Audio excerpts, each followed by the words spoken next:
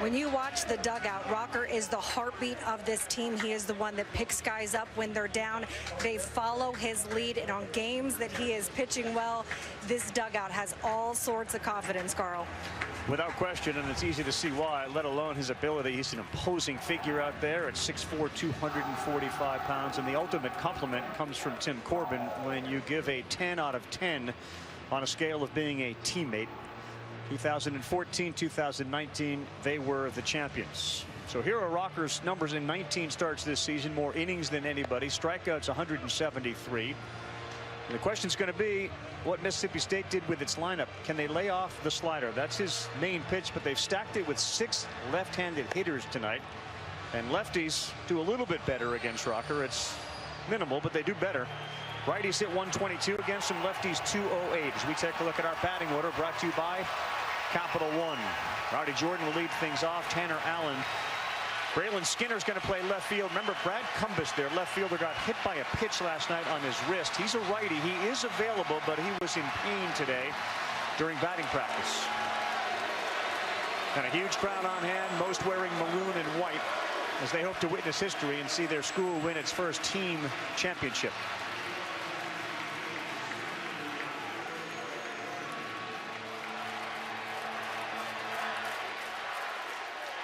Jordan and Allen, the guy behind him, will leave the program when this year is up. And Rocker, that's a great start for Rowdy Jordan. One pitch, one hit, fastball into right field. Before the pitch was even thrown, the fans were already on their feet, and they had not sit down. And Rowdy Jordan right there, not waiting for the slider at all, going after the fastball, gives the fans something more to cheer about. Here's his best friend, Tanner Allen. They've been together since they were little kids. A .383 average out of Theodore, Alabama, the right fielder, and the Conference Player of the Year.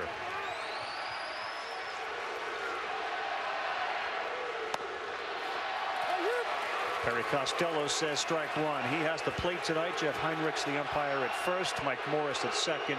Steve Mattingly is at third. Jordan has 9 stolen bases on the year.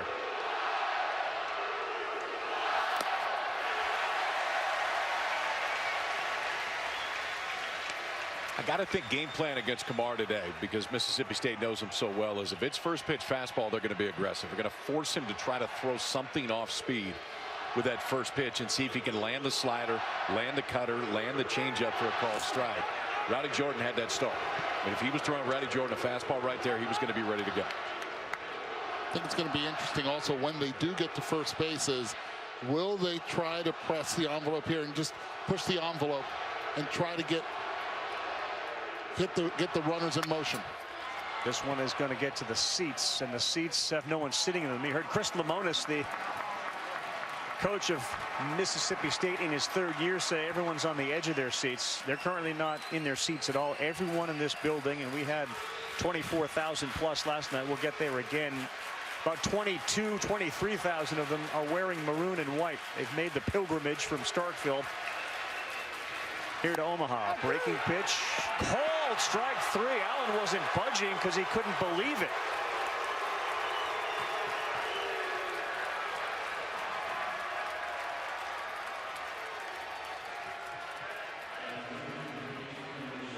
Check this angle right here, and you see that pitch is way inside right there. And if he starts getting that call, wow, he wasn't budging because it wasn't close. It wasn't even close. So Rocker the benefit of a ball off, called strike 3. Cameron James, third baseman, big time pop here, and there's a slider, strike number 1. That's what you talked about right there, that first pitch slider. In elimination games, Rocker 3-0 over his career. 21 1/3 innings, 41 strikeouts, and an .084 ERA. Jordan not going. This one to Rocker. He'll throw to second, and he throws it into center field. Errors have killed Vanderbilt here at the College World Series.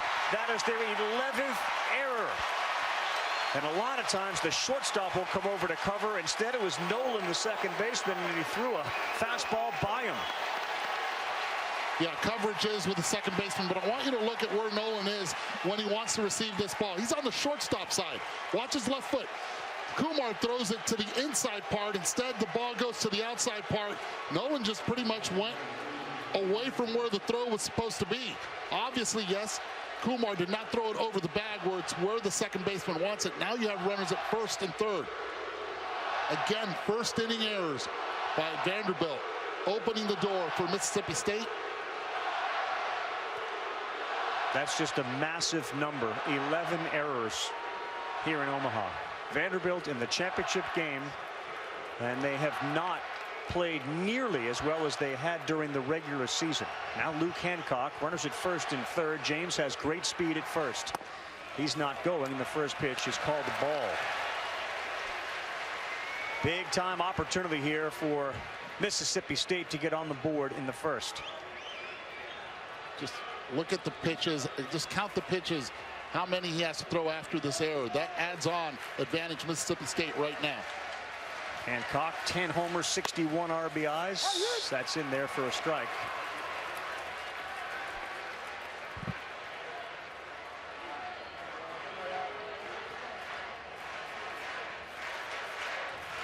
Perfect night for baseball here in Omaha, and the wind is down. Sun is out. And the 1-1 to Hancock. He gets that call, so the inside part of the plate for Perry Costello is a strike so far. And I always look to see where the umpire is set up. He's set up right on the inside part. There's no way he should be missing that pitch. That's not a guess. His eyes are right above the corner of the plate.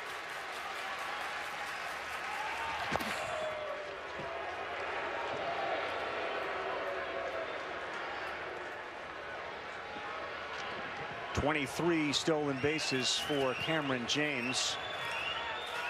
6'2", 192 out of South Haven, Mississippi.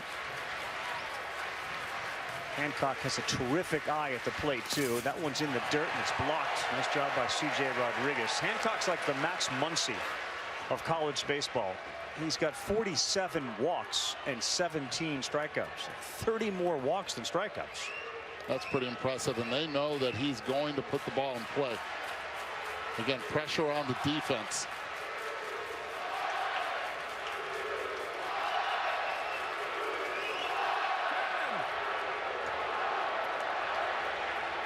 So both of the umpires at third base and home plate came out behind plate to let Kumal Rocker know that he's been warned about a pitch clock violation. 20 seconds on the pitch clock from when the pitcher gets it to when he throws it. And a big one here early, 2-2, and this one blooped into right field. Thomas has come in and he will make the play. Tagging is Jordan, and he's in. 1-0 State.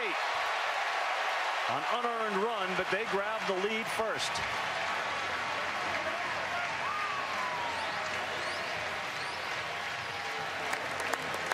I'll tell you this is the most consistent guy at the plate when you have a runner at third base with less than 2 outs, because the trust of knowing that more often than not he will put that ball in play. This time hitting it to the outfield, good speed. Robbie Jordan scoring right there, taking advantage, another run with the error from Vanderbilt. Mississippi State has played Vanderbilt. You see it 6 times. They've scored in the first inning in each game. It certainly feels like an opportunity now with 2 outs to get James in motion at some point. This is the catcher, Logan Tanner, 285, 14 homers, 51 runs batted in. Strike one.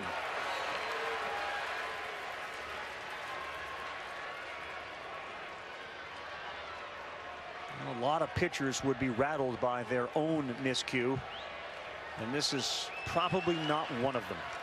Rocker's heartbeat, as you heard Corbin say before the game, as steady as anybody's. And now ahead 0-2. Cutter there. It's been the addition for Rocker this year, is to add that cutter. 87, 88 miles an hour. It's a little flatter, doesn't have the depth, but just trying to get it off the barrel. He does get some swing and miss on it, like he did right there to Tanner.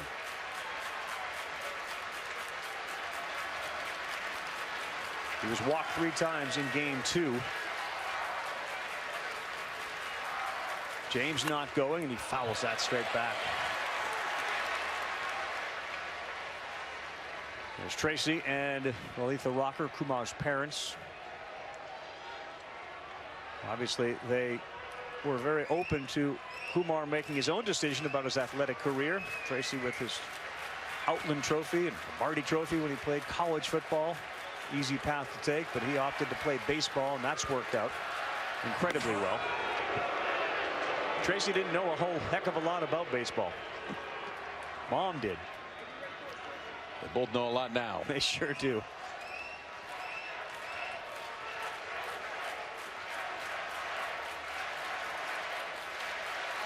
Oh, 0-2. He struck out Tanner Allen. Now it's Logan Tanner.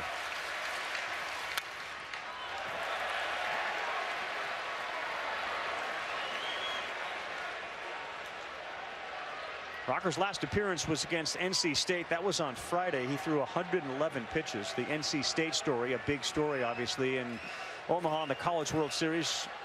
They started out 2-0 and then had a COVID outbreak on the team. 8 positive tests, and they were sent home. Vanderbilt was supposed to play them in a must-win game. And by virtue of a no contest being declared, the Wolfpack, who you could argue were playing the best baseball of any team, went home. Vanderbilt moved into the College World Series Finals.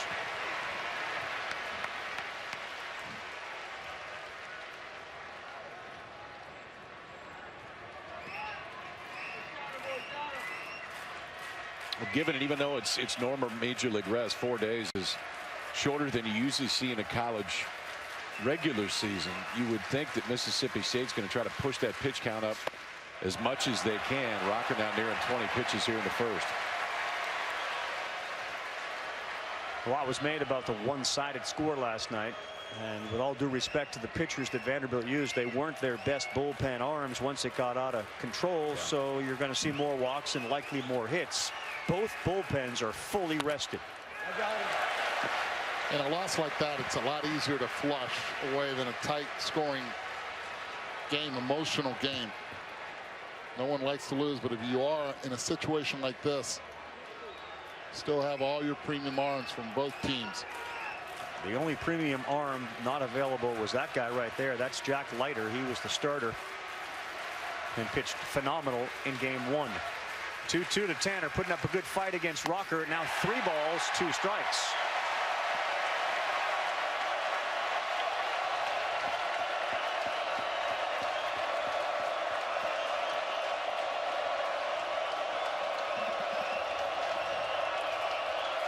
Listen to the crowd. This is supposed to be a neutral site. Got him there. Was that a changeup? Little slider. 84 miles an hour. Dad sits. Mom stands. 1 error, 1 run. Vanderbilt to the plate. Great first 3 seasons in Starkville for that guy, Chris Lemonis. 113 and 39. His former college teammate Dan McDonald, who of course heads up Louisville, was one of the guys instrumental in introducing Lemonis to the athletic director at Mississippi State. And that was a good hire, huh?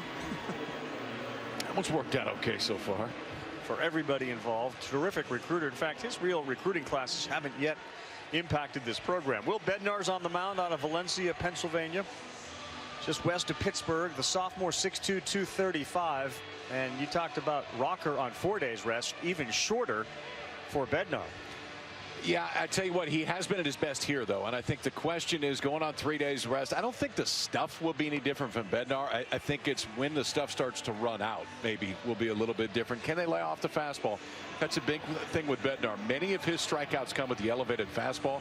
Vanderbilt is well aware of what he'll be trying to do to him. All right, guys, our batting order brought to you by Capital One. Bradfield Jr. will be the leadoff guy like always, but they've changed things around. Javier Vaz has moved up. He'll be in the 2 spot, lefty with some speed. Keegan Parker Nolan in the cleanup spot. Spencer Jones, the DH, left-handed hitter. CJ Rodriguez, the catcher, had a home run in game 2. Carter Young, who had been a top of the order guy, moves down. Bednar will try to throw that fastball up, breaking pitch down, and that one's 2 up at 91. Bradfield is 100 watts. He is electricity when he's on. He's got 47 stolen bases. And having an unbelievable year. The SEC Freshman of the Year, 2-0.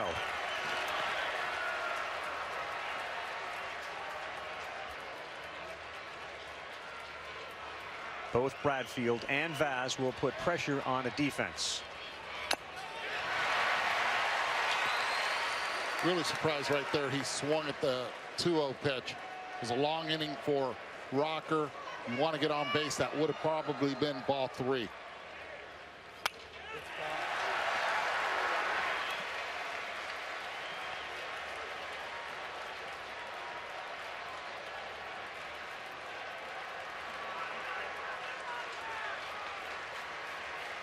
Oh, yeah. Don't throw it. Don't throw it. Attaboy. Nasty slider. He swings and he is tagged out by Logan Tanner. Good call, Eddie. He brought that pitcher right back into it on a 2-0 swing that was probably ball 3. He did, and then gave him that confidence and goes right to that nasty slider after fouling off the 2-1 pitch. See him drop down just a little bit. They could probably hit his back foot as well. Yeah, that is the definition of a back foot slider right there. A slider that he swings and misses over the top of, and it hit Bradfield's back foot. So Bednar starts out doing what he's done all College World Series, strikeouts. His last 2 games, both against Texas, went 6 1/3, went 6 in the other one, 7 Ks and 15, 22 strikeouts. So far, both hitters starting off 2-0. Javier Vaz, his type of game is to take right here 2-0.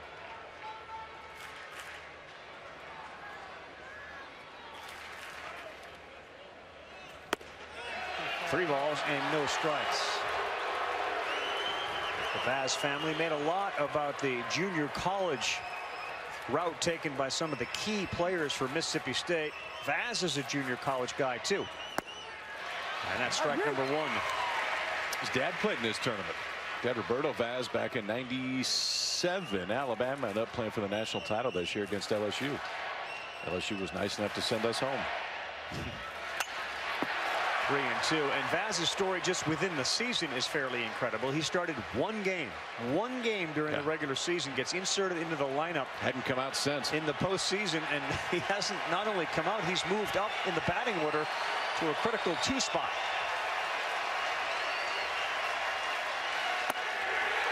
That's off, and Vaz will take the walk.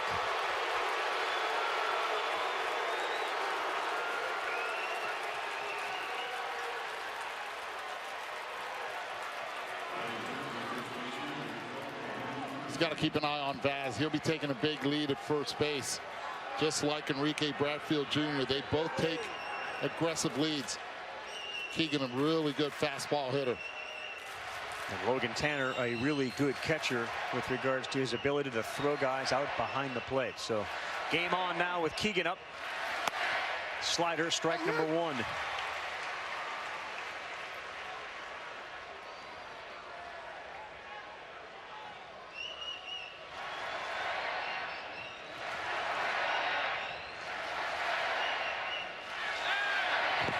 Good. Hancock going to one knee right there just to make sure that that ball doesn't go down the right field line.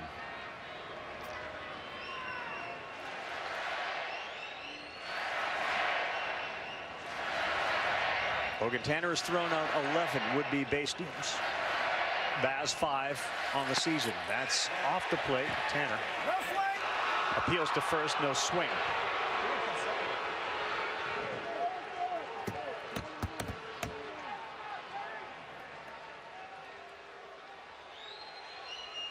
Just joining us, Mississippi State, top of the first.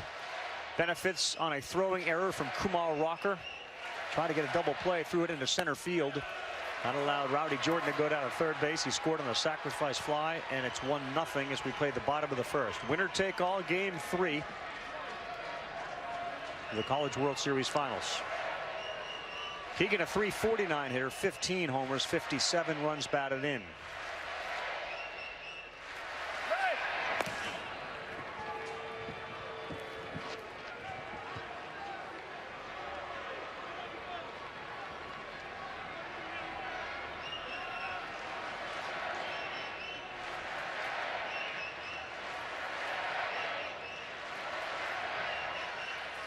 inside, and 3 balls and a strike. The 6 hits that Dominic Keegan has at the College World Series are the most by a Vanderbilt player.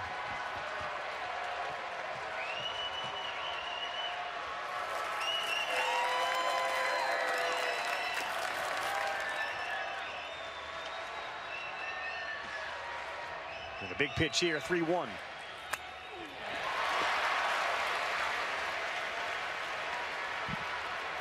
With Vaz in motion here, 3-2-1 out. You got Keegan up. Vaz, how about Vaz coming into the College World Series?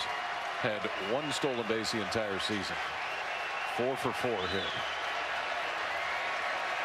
Vanderbilt hitting 198 as a team here in Omaha. He goes, that's high, and there'll be 2 on with 1 out.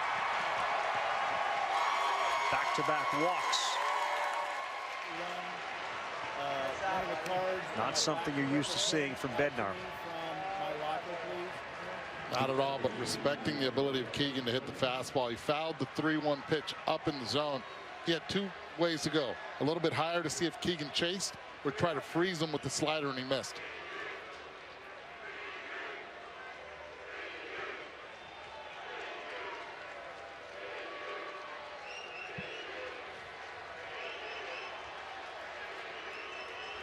Parker Nolan now 2 Commodores aboard. He's the cleanup hitter. 43 runs batted in on the season. First pitch, pulled it inside. 1 ball, no strikes.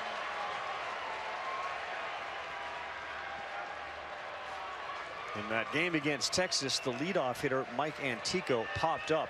After that, Bednar struck out 7 in a row on his way to 15 in the game.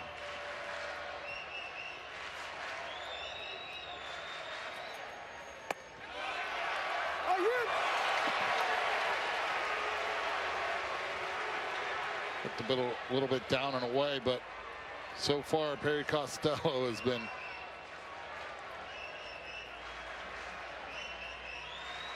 That's pretty good. It's pretty good right there. That was pretty good. It's pretty good. Part of it's where Perry stands. I mean, he is so far to the first base side. A pitch outside is so far away from him.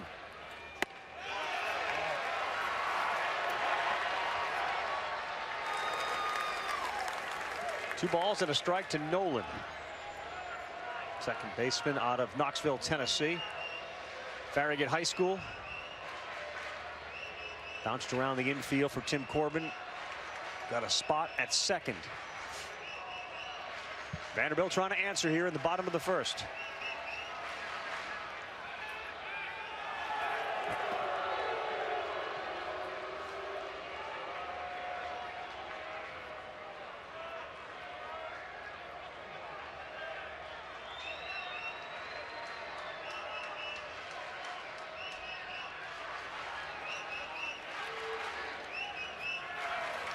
Three balls and a strike. It struggles for Bednar early. Velocity is down a tick. Fastball control is definitely down a few ticks. Falling behind every hitter so far today. Nolan is a .234 batting average with runners in scoring position. Should get a pitch to hit here. And he did. 3-2. He was late on that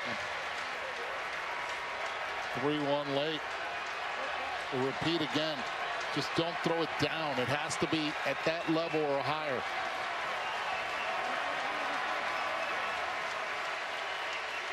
Incredible atmosphere at TD Ameritrade, and we're just underway. 3-2 on the way, and he stays alive.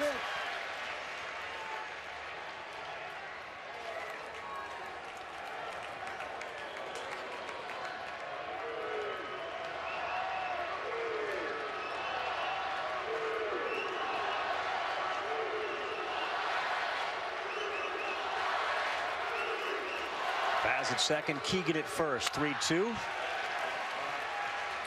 Little observation right now with Bednar on the mound. He's actually just given Vaz a 1 look, and as soon as he turns his head, he's gone home every single time. He's got to mix that in.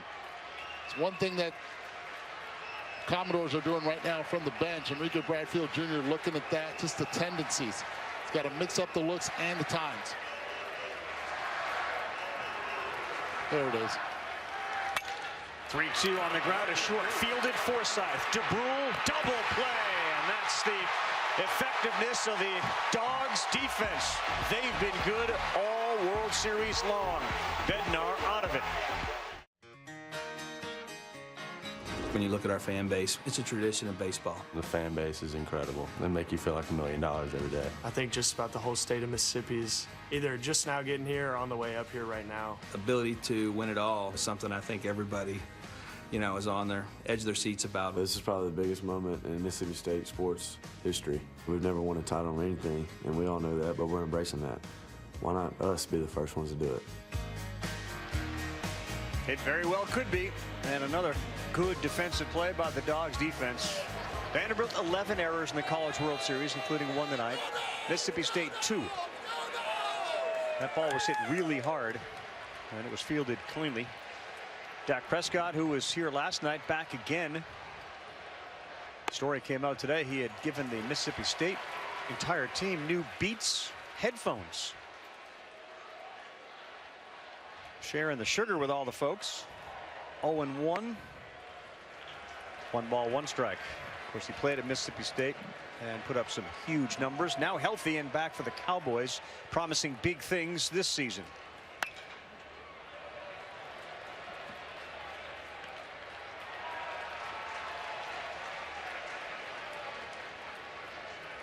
You guys play college baseball? Get any items like Beats from former players? Did that ever exist? I think we had to win 2 out of 3 just to get a jacket. Pretty simple goals. Scotty DeBrule leads things off here for State. Top of the 2nd. And this one is towards the seats, and we'll get there. And it is a sun-bathed left side here at TD Ameritrade. We played the College World Series in Omaha since 1950. And we've been down here in downtown since 2011 at this ballpark. Beautiful ballpark, tons of foul territory. Used to be all on dirt in a sense, when the ball would never leave the park. That's been different this year.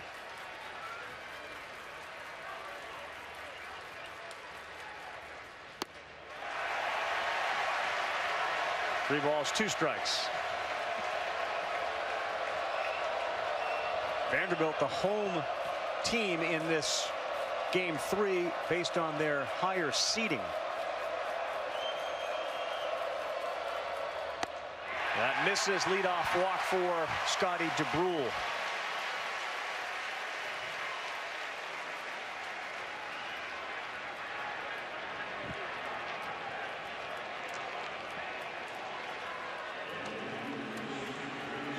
A little bit more pressure on the Vanderbilt defense. You got a really fast runner in Braylon Skinner, who is getting his first start of the College World Series, and they might even try to play a little small ball here. So you have to defend the bunt. Corners will be in. Misses away again, and it's 1-0. Braylon Skinner came on as a pinch runner in that great game against Texas. It was the JUCO players, Skinner and Tanner Leggett. Leggett with an RBI game-winning single, the walk-off for State. Brad Cumbas hit by a pitch last night, the regular left fielder, and still banged up a little today. 2 balls, no strikes.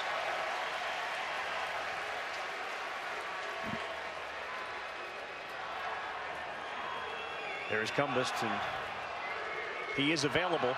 That hit him square. Sure did. As square as you can get hit.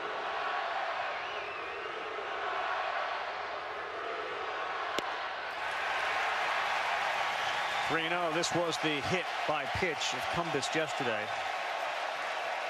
Starts those hands, and right at the last minute tries to pull him back, but hits him right on the top and above in the wrist. Let's not forget his first at bat. He got hit in the right shoulder also on a foul tip. He's all bruised up. Rocker back-to-back walks to start this inning. Skinner aboard.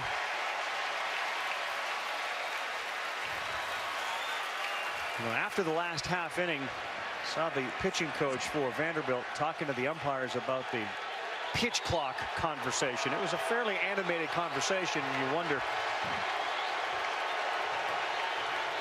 as Brownie comes out to talk with him, if there's something kind of planted in the head of Rocker with regards to pace.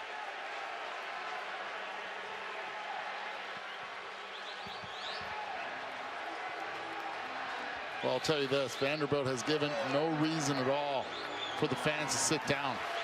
First inning error, then they end up scoring because of that errant throw, and then now with the 2 walks in the top half of the second inning, first 2 guys on, again, people are like reluctant to sit. State is not a team that has bunted much at all this year. Just 13 sack bunts coming in, and Kellum Clark doesn't have any. So in a situation like this, I would be more surprised if he bunts than if he doesn't bunt. And take the chance the freshman can run into one here. Well, Vanderbilt's playing the bunt defense right now, and I'm surprised. I'm with you on this. Clark popped a big home run earlier in the College World Series. 2 on, nobody out, up 1-zip, and he goes back to the slider and gets the call, strike 1. Well, it's already proven so far in this College World Series that Kellum Clark can catch up to a fastball. Great bat speed. They've been throwing a lot of off-speed pitches to him so far in the CWS.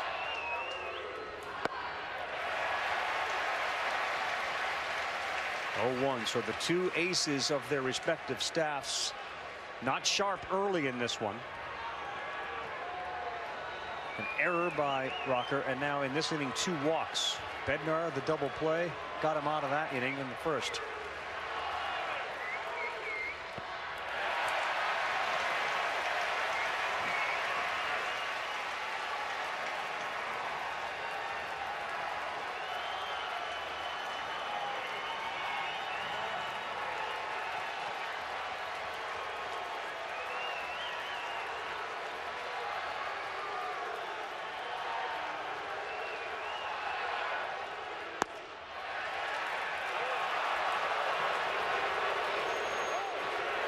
Perry Costello, Yeah, that ball was down. And he's going to get Kellum Clark to come on back in here. It was close right there. I'm a Mississippi State fan. I'd be upset at it. And that's a big-time game change call there from 3-1, now 2-2.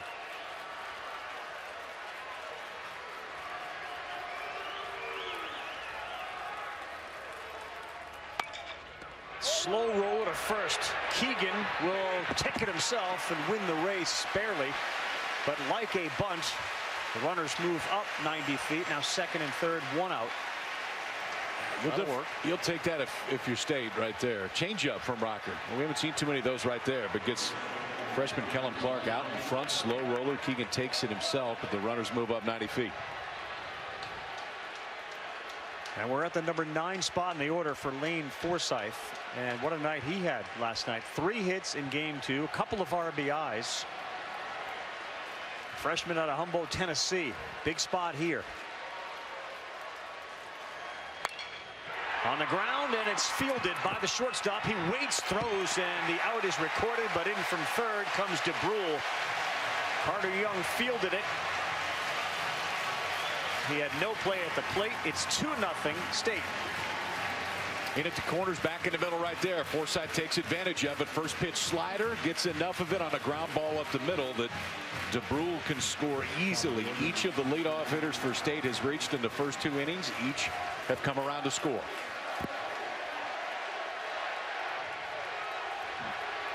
And now Rowdy Jordan, who got things off to a great start with a hard hit single on the first pitch of the game.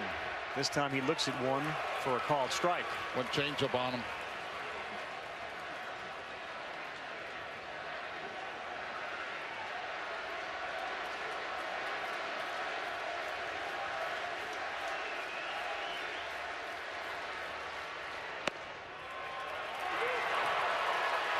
A lot of times you'll see the home plate umpire call the pitch verbally, and the batter won't be surprised by it. In the case of Costello, he doesn't say anything until he makes the call for everyone.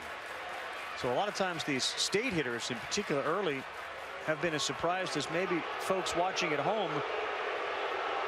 It's a bit of a delayed reaction. They can't give that a violation. They cannot do that. He was standing out of the box. Not only that, it took, yeah. You got Rowdy. There was 6 seconds left when he was getting into the box, and now they just penalized Kumar Rocker for that one. Yeah, and that's what Corbs is going to come out and say right now. He wasn't even in the box.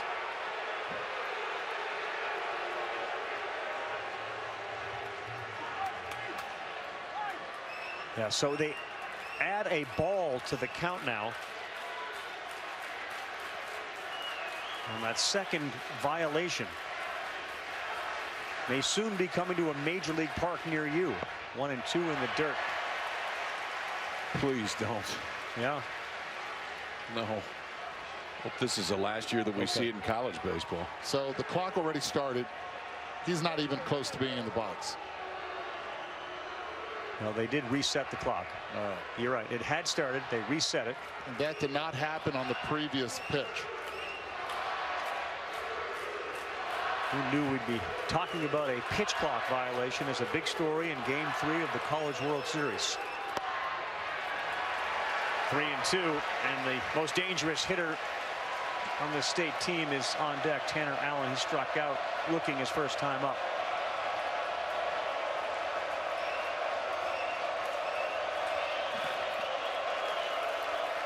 Five seconds.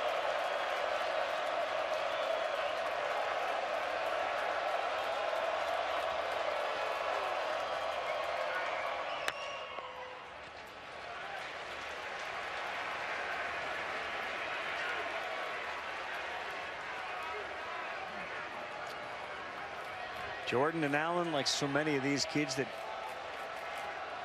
grow up in the South, their dream was to play college ball together, play at a place like State.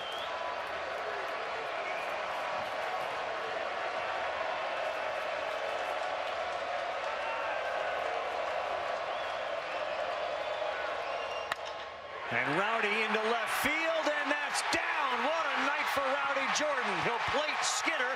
He'll head into second, and he's saving his best for the biggest. 2 for 2. It's 3-0 Mississippi State. Fellas, that's a heck of a piece of hitting right there. I want you to look at where this pitch is. Down and away. Protecting the plate. He has 2 strikes. He's like, not Perry Costello. You're not going to make the call on me. I'll go down the line. I'll drive in the runner at second.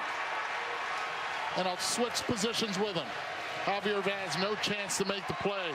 Brings it in as quickly as possible. Now, State up 3-0 in the top of the second with 2 outs. Ooh, they could not have asked for a better start. Rowdy Jordan's 2 for 2. Here comes Tanner Allen.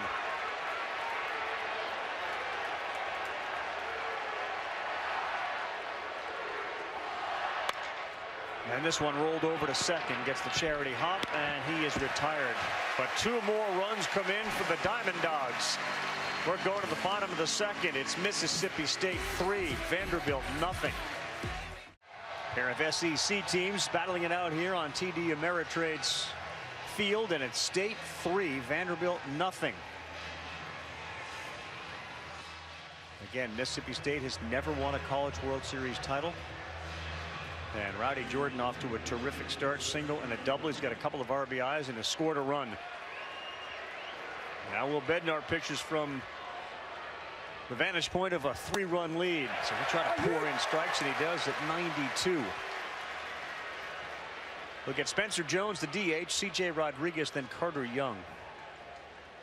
Jones had a couple of arm injuries since he showed up on campus.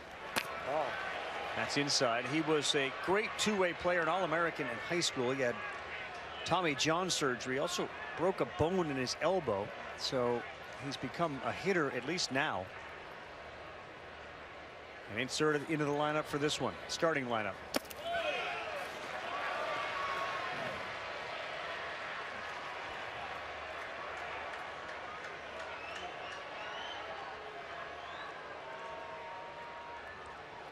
"6'7" tall at the plate. Takes a big cut at that and misses 2 and 2. To me, when you see 6'7" and you combine it with the fastball that Bednar has, I wouldn't throw him anything else. I'm going to take the fastball and see if he can get extended and keep that thing fair. And I prefer to live on the inner part of the plate. It's just tougher for bigger guys to get their hands inside it.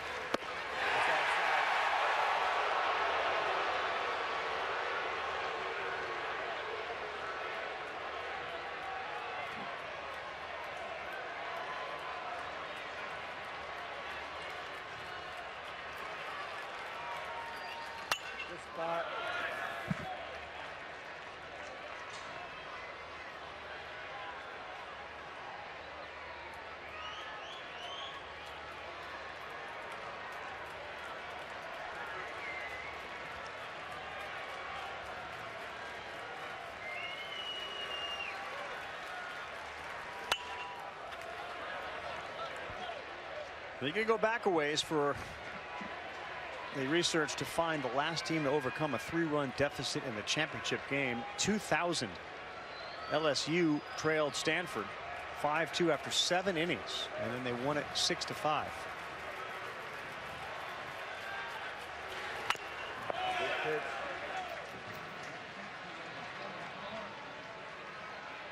Work here by Jones. First start of this College World Series, came in as a pinch hitter. Fouled off a few tough fastballs. That time the slider that was coming in on his hands.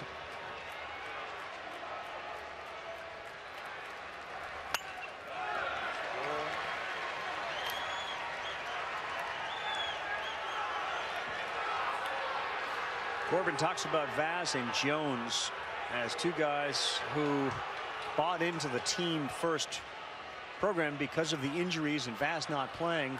Their attitudes throughout the entire season were such, and he said it's because they understand the team role. Understanding a team role here at Vanderbilt is the most important thing these guys can do, because they get playing time. If you don't know what a team role is, you'll never get on the field. And he is just pounding foul ball after foul ball. Ouch.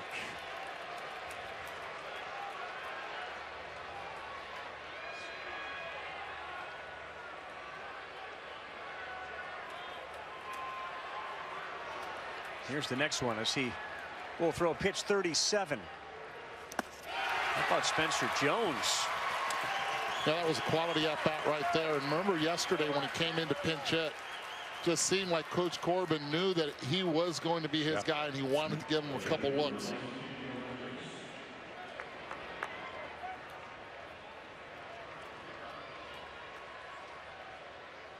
C.J. Rodriguez hit a home run last night.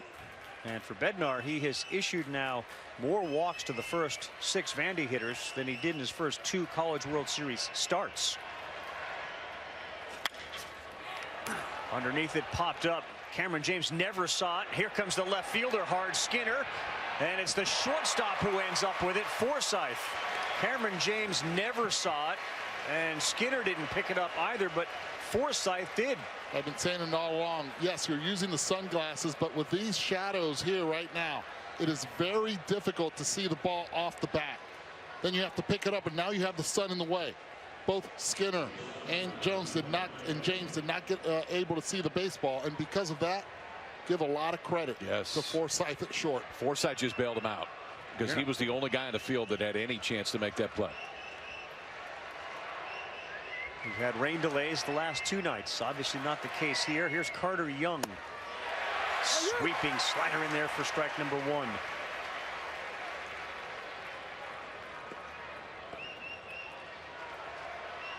Spoke to Chris Lemonis earlier today. The game plan for Bednar is ideally 4 innings, maybe 3, depending on how he's feeling.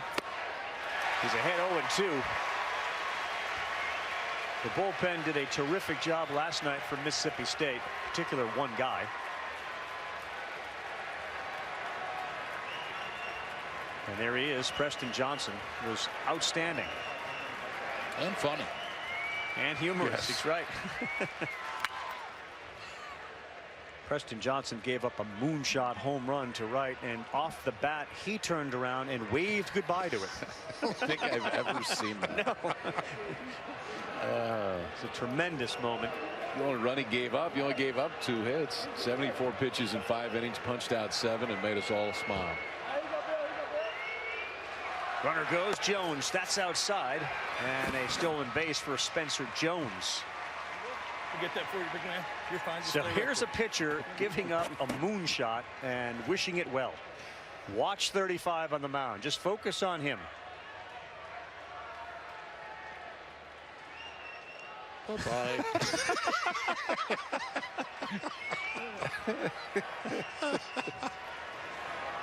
Yes. Yep.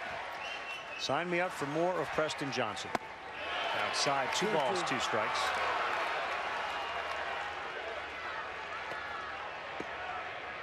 Carter Young's had some big-time games. He's got 16 homers, 52 runs batted in, and until tonight had been batting up near the top of the order.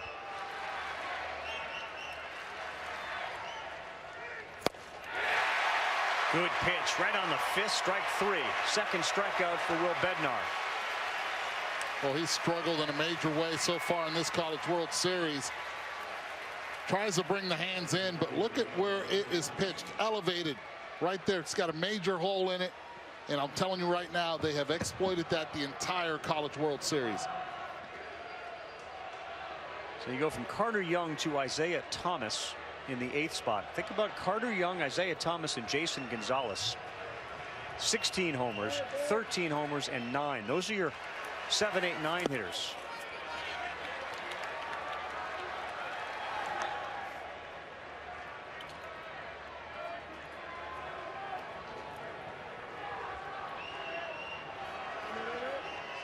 Bednar's bread and butter so far tonight's been the fastball. He's landed 15 of 26 for strikes. The slider, 5 of 13. There's a good fastball, 93. How about this? You already have 46 pitches here for Bednar. Kumar's also at 46. High pitch count. This is going to become a bullpen game. It stays this way maybe in the 4th or 5th inning. I think he kind of felt like, too, it was going to be. I mean, both these guys on short rest. Pretty good spot. And the top bullpen guys are ready to go for Vandy. I mean, you got Maldonado and Murphy. You would think you could stretch both of them out. Maldonado was stretched out a little bit a few days ago. Murphy is not one. Fisher still available to come in and face lefties. And for Mississippi State, I think the biggest question is how long does that guy go? How long does Sims go, and when do you bring him in? Because Brandon Smith and Cade Smith have been terrific Yes. as well out of the state bullpen. 1 and 2. Yes, he did. That's a punch out, and that's back-to-back strikeouts for Bednar, and this place is Bedlam. 3-0 State. 3rd inning coming up at the College World Series. Welcome back to the College World Series. State 1 win away from its first NCAA team championship. They were here and swept by UCLA in 13. And the women's basketball team was beaten by South Carolina, so disappointment on that level. And they were beaten by Notre Dame on the great shot from the corner. As the Irish were seemingly a team of destiny. That dude doesn't know all about defeat. He's here to see a title tonight for the maroon and white. 7th different SEC school to win a national championship this academic year will occur tonight. Alabama won in football, Arkansas track and field, Florida tennis, Kentucky women's volleyball and rifle. That's on the corner for a strike. LSU won the men's outdoor track and field, and Ole Miss won in women's golf. This will be the 7th SEC team title. And a good start for Rocker as Cameron James behind 1 and 2. What impresses me so much about that breaking ball from Rocker is he can add and subtract velocity. I mean, almost 10 miles an hour. That was 76. We've seen some 83, 84 that have good depth. He can show you 88-mile-an-hour cutter. That one at 78. Right center, Bradfield going over. Oh, nice running catch. Does he cover ground? We've talked about it up here, guys, and our vantage point is so different because you see the entire field. And off the bat, that ball's in the gap. Absolutely. But Bradfield, we talk about his ability to steal bases, but man, he is a plus defender already out in center field. I mean, he looks like a gazelle running out there in center field, just making it look easy. He appreciates it. One of his youth teams was coached by a guy named Coach Avon, who played with Kenny Lofton in the Indians organization. And even as a little kid, he started to see some of the similarities. I think Tony Kemp's name came up from Tim Corbin about Bradfield and his comps. That's an outfield that can track some balls down now. Bradfield in center. We saw Isaiah Thomas make an unbelievable catch in foul territory, and Vaz can go get the baseball.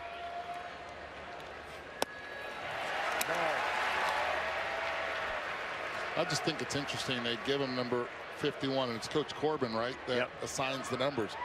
And we're thinking, okay, Willie McGee, Ichiro, maybe. So he said no. J.J. Bleday wore number 51 here in Vanderbilt. That's why he gets the number. Pretty high compliment coming in. Like to see J.J. Bleday at a Major League ballpark near you soon.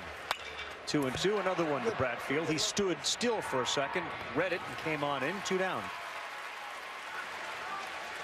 Carl, before the game, I had an emotional conversation with Chris Lemonis. He started getting choked up, and he said, Chris, I've actually been on the verge of tears all day, so much so that I can't really speak to the team very long. So just thinking everything this team has been through, how hard they fought to get here, from not having a season last year, having just an unusual season with COVID protocols. And then on top of that, he wishes so much that his father could be here. He's in a nursing home, health-wise, unable to travel. His dad was a Mississippi State alum. He was able to come in 2019, so wishing that Pops could be here to see this run as well. Well, we know you're out there, we know you're watching, and we certainly wish you and your son the best of luck, as this one has popped up to right field. Isaiah Thomas coming in, and 3 quickies. Lemonis grew up in Starkville, and now he's trying to get them a championship. What a year it has been. Hard to believe we would be here with a full house. When this whole thing started, there were all sorts of questions, and they still remain to some extent, but we got a packed house and a College World Series final on the line. The rollover, and quickly thrown out at first is Jason Gonzalez. That's a gift right there, because for Bednar, I mean, pitch count climbing, and now 1 pitch, 1 out here in the 3rd inning, because it feels like 75 to 85 pitches, 90 maybe tops is what you're going to see from Bednar. 48 in the first 2 innings, took 1 pitch to get his first here in the 3rd. Yeah, Rocker too similarly needed something like that. He got a 1-2-3 inning. And the biggest battle for Lemonis may be getting the ball away from Bednar if he keeps putting zeros on the board. Fine line college coaches got to straddle between winning games as well as the interest of the pitcher and his future. And that's a real thing. Yeah, I mean, especially with these 2 guys, we get the draft in a few weeks, and we're going to be saying both their names, and we only have the 1st round. So there's a lot to think of, and listen, coming back on 3 days rest, coming back on 4 days rest. Kumar's going to have to come back on 4 days rest here in a year and a half or so. Yep. I mean, that's going to be a regularity, and 3 days rest when Bednar really hasn't been stressed as far as short rest the entire season. Seems just fine. He's got 3 strikeouts, and the next one to Bradfield. This one on the ground. This is a foot race. Bradfield going. The throw, and boy, what a job by Scotty DeBrule. He threw it before Hancock was ready, and they're able to get the speedy Bradfield. Give a lot of credit to Luke Hancock right here in the communication that he and DeBrule had. He sees it, recognizes it, then he gets to the bag and he sees his pitcher coming in, calls him off, and immediately makes the play. DeBrule just the left side, the right side of the infield has played magnificently so far in this College World Series when it comes to communication. Scotty DeBrule had to throw that ball before Hancock was looking. And that's not exactly a comfortable feeling for a second baseman. Watch this. When he lets it go, Hancock's not there yet. The ball is in the air. He throws it in the spot to where Hancock spins, catches, just beats Bradfield right there. But for DeBrule, if he waits until he sees Hancock's eyes, Bradfield's safe. How about this inning? How about this inning, Will Bednar? Needed a quick one. Got a quick one. 48 pitches in the first 2 innings and 1-2-3 here in the 3rd. State leads it. 3 in the books. 3-0. Welcome back, everyone, to Omaha, Nebraska. College World Series here. Major League Baseball Thursday. First of a 4-game set. Giants, Diamondbacks, San Francisco. Best record in baseball. Johnny Cueto on the mound as they go for their 51st win. A month to go before the trade deadline. Thursday, 10 Eastern, ESPN, the ESPN app. 1 app, 1 tap. You can watch anywhere. Giants tied for the Major League lead, 116 home runs. Sure both of you guys had the Giants for best record in baseball as we get to the All-Star break. Not a fact. From the get-go, I did not. They're in it now to win it. Here's Scotty DeBrule, the second baseman, and he rolls one past Rocker. Tough play. That's another tough play. Thought maybe Parker Nolan would go with the backhand, but the glaring difference between Vanderbilt's defense and Mississippi State's has shown itself here. Giving away outs again. This has been the biggest difference in the College World Series for Vanderbilt, and why they are in this position right now, down 3-0. The way they lost the game yesterday, also not being able to make plays in the game they lost previously to get to the finals. Again, Vanderbilt has not been able to make the average play. Mississippi State has. Strike one to Braylon Skinner. Yeah, the 6-4-3 double play early from Mississippi State was terrific, and of course the DeBrule play the last half. But 12 errors in this College World Series versus no errors. I mean, guys, think about this. Coming into this game, Vanderbilt as a team in the College World Series was hitting under 200. Yep. And at that time had made 10 errors. They've now made 12. If you heard both of them, either one of those numbers, you wouldn't think that that team is one win away from winning a College World Series. But here they are. But here in the fourth, down 3-0, and wow, off speed, Skinner ahead of it.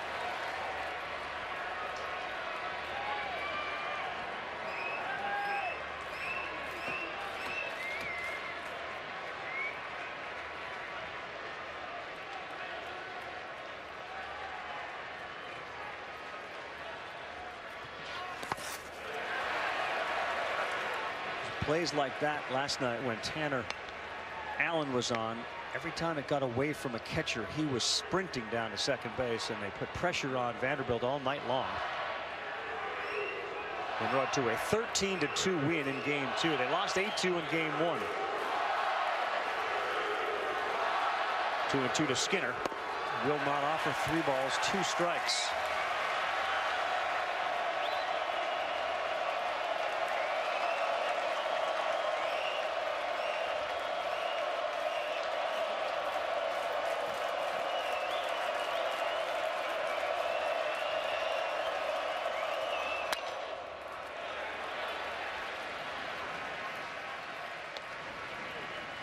So the night for Kumar Rocker entering in elimination games, which this obviously is. He was 3-0 with 21 1/3 innings.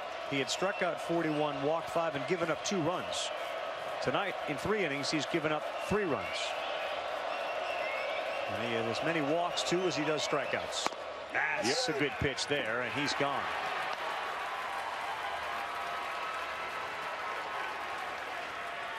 Like Skinner's looking for something off speed right here, looking for the slider, and Kumar just locks him up with a fastball. I'd like to see what his fastball plays like up in the zone. We don't see it very much there. My assumption is the metrics say that it really doesn't, but he does not climb the ladder much with that fastball. And when you pair it with the slider, I would just think that you would get more swing and misses up and out of the zone. The changeup right there. And against Arizona in the first game of the College World Series, Arizona sat on off speed. They forced Kumar Rocker up. They said, if you're going to beat us, you're going to have to do it with the fastball because we're sitting soft. Ahead of Kellen Clark, 0-2.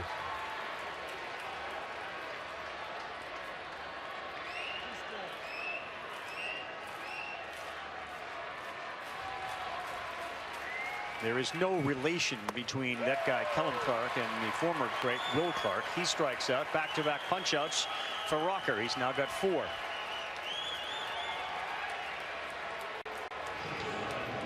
All off speed. Changeup, then he comes back with a slider that Kellen Clark swings right over the top. That's some tight spin right there. See that red dot all the way.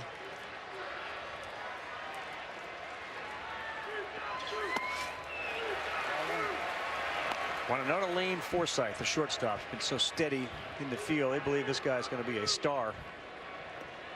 We've certainly seen his defense. That catch he made in the sun, underappreciated, given his left fielder and third baseman never saw it. High strike.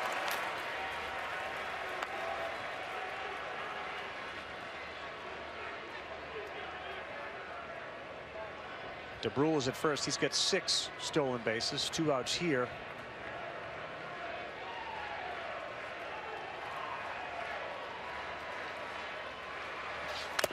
Ouch. Yeah, let me walk. Don't start the clock, Barry. You're giving you some time here.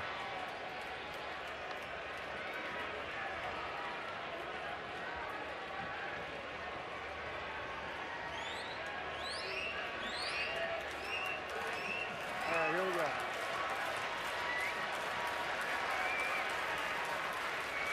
Looking to make it 3 in a row. 1 and 2, and he will. That ball in dirt. There is the throw down. So he strikes out 3 in a row. He's got 5. Pitching starting to settle in here at the World Series. This is the 7th game right here for Mississippi State. So far, no errors in this College World Series. Why? Because they've been able to execute. See the infield, the ground balls again. Communication is key. This one just happened last inning. DeBrule making an excellent play, excellent throw. And again, it's not just the position players, it's the pitchers also covering ground, communication, moving those feet.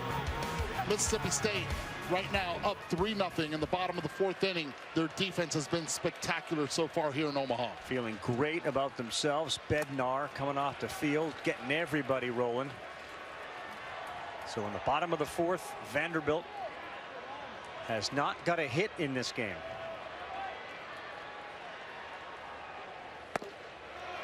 Two balls, no strikes. Quick check of the Mississippi State bullpen. And some significant figures have moved on out there. That's in there. 2 balls and a strike. Like that guy. That's Landon Sims. And he has been to Mississippi State what Kevin Kopps was for his team. It's a slow roller, really tough play, charged, and that's how they are winning a College World Series title. Think about the plays, the last 3 plays. They're all a half step or less that Vanderbilt's getting thrown out. It was the ground ball to the right side. DeBrule makes the play, then the ground ball that Bednar ends up covering himself, and now Forsythe comes in and has to throw right off that right foot. That play is even harder because you have all 3 infields on the left side of the infield. That's one thing that they have worked on all season long. They're aggressive with their shifts. They've done it against Keegan the entire time, and they do it well again. Guys, you're moving into legend stuff, though, with regards to Bednar, too. Yeah. 2-0.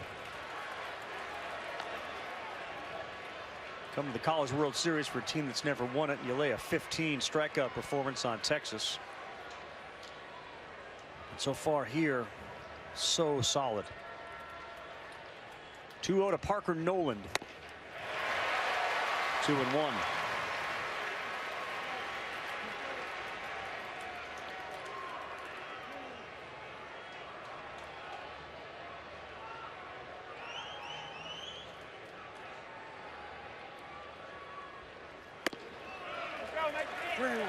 Three balls and a strike.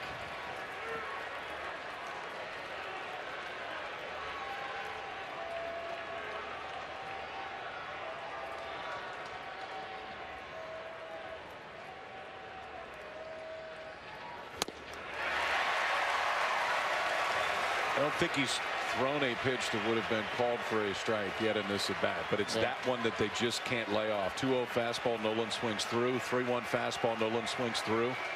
Bednar now a strike away from another punch out. He's got 3 of those. Good spoil. And that's out of play. You go back to the first batter of the game when Bednar was facing Enrique Bradfield, and it was a 2-0 count. State was already up 1-0, and Bradfield expanded the zone on a pitch which was very likely going to be called ball 3. Well, even if it would have been a strike, you have to take there. That's an easy one for Bednar, and he will flip it to first. Friday, the quarterfinals of the Euros roll on. 2 tremendous games. Noon Eastern Time, Switzerland surprise against Spain, and then 3 o'clock Eastern Time on ESPN, Belgium will take on Italy.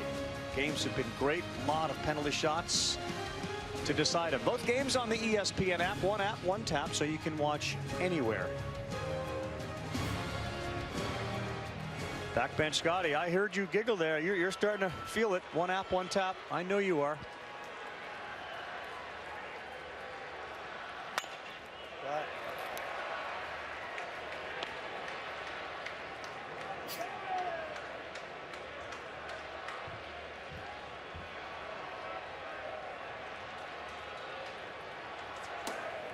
Staying loose is Rocker. Bednar, 1 ball, 1 strike. Last guy to throw or carry a no-hitter into the 5th inning in the title game. Kyle McCullough of Texas. That was against Florida in 05. Brandon MacArthur broke it up with a leadoff single in the 5th. That's a little low to a 6-7 hitter in Jones. He reached on a walk. Vanderbilt's had 3 base runners. They've all reached on walks. That's it.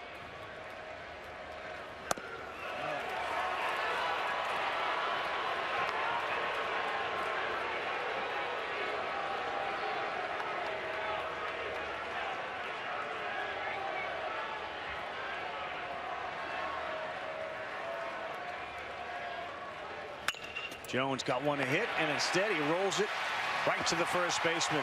Bednar, no hits. He's through 4, and he'll get them rolling again, because here they come. 19th year for Tim Corbett at Vanderbilt. Mississippi State leading 3-zip. Coach, you've seen everything. You're watching Bednar tonight. What is the message to your team to try to crack this code? Well, we're doing a pretty good job of getting them deeper into counts. We just haven't had the good contact yet. We had the 2 walks. We weren't able to do much with them, although the ball was hit hard by Parker, and their 2 walks scored. So, you know, we just got to keep working at it. It's going to be tough. We kind of know that going in, but I think we're equipped for that. Of course, defense has been a part of the storyline today, and it has really this entire series. When you get this deep into a season, you've been a good defensive team the entire year. What do you say to your guys about it? Well, just to stay with it. I mean, there's not much you can say in motion. I mean, when the game's going on, I mean, it's just a lot of encouragement right now, but they're feeling it. I mean, you know, they tighten up a little bit on balls, and we just got to continue to play as well as we possibly can and just try to work through it. Last check, it's a 9-inning game. Thanks, Coach. We appreciate it. Yep. Thank you.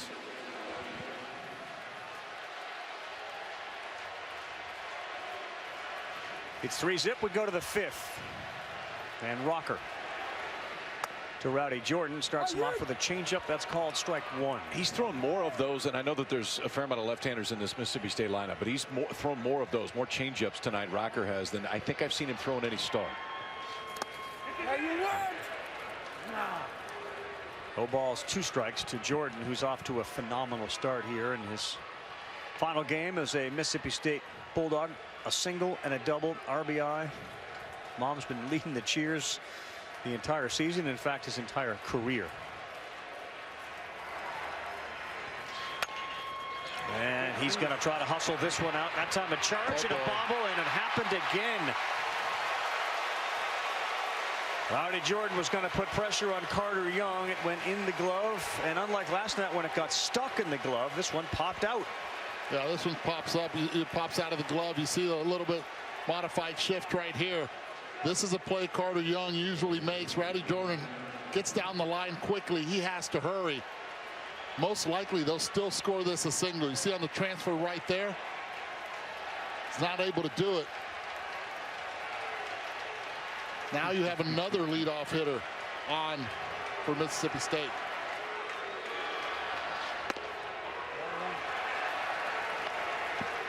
Jordan credited with a hit, his 3rd of the night. Tanner Allen 0 for 2. He's the only one that has hits in this game. Yep, on either side. Trade me.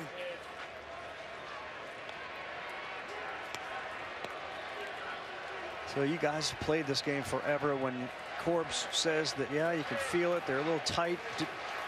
Do those things kind of spiral on you? They can. Yeah. Defensively? That's why I've always said I thought it was the most important inning in this game was the first inning. Keep them off the board. Allen, that's into right field. That's a hit. Jordan steps to second and he'll put the brakes on there. Tanner Allen now picks up his first hit of the night. Any surprise here that the two leaders of the team are the only ones with hits in this game? We're in the 5th inning. No, I mean, you got heart and soul of the offense standing on first and second base right now. And it just has been the entire year. They've been here before. They're not wowed by the environment, and they weren't when they were down 0-1. We heard Tanner Allen talk about it before game 2. We got nothing to lose at this point. They played loose yesterday. They have played loose again today. Young and old cheering on State. Cameron James. And this one can get away from Vanderbilt. You know that Sims is out there in the bullpen. Bednar hasn't given up a hit yet. And nobody out here in the 5th.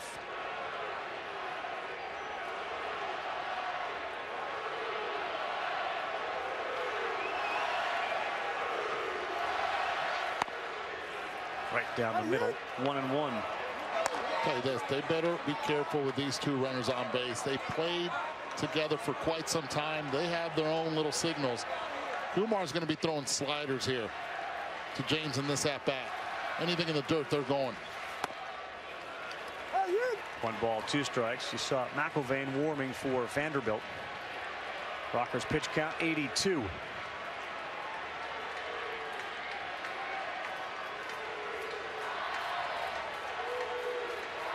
James 12 homers, 61 runs batted in. He swings at 1 in the dirt, and he is gone. Rocker picks up strikeout number 6. The stuff of Rocker has gotten a little bit better as this game has gone on. Didn't have great control first few innings. Ended up walking 2 in the second. Both of those came around to score. But he's found the slider. He's found the ability to land the fastball a little bit more coming into this inning. It set down 7 of the last 8 that he had faced, but then back-to-back singles got it started. And now Luke Hancock, who is a terrific cleanup hitter because he's such a great contact hitter. Twice has put the ball in play, and he looks at strike number 1. Well, you look at the two guys during the regular season that are on base. Jordan on base percentage coming into this game of .415. He's been on 3 times. Tanner Allen .457. You get that much congestion on the bases. Luke Hancock benefits from all of that with his ability to make contact. Ooh, tough pitch. Hancock again. Can't reiterate the numbers. He's got 30 more walks than he does strikeouts this season. So he's a guy that you've got to give credit to for his eye and pitch recognition. He thought it was a ball. Perry Costello thought it was a strike. Up the middle, and it's through. Hancock on 0-2 delivery. Rowdy Jordan's in, and it is now 5-0 State.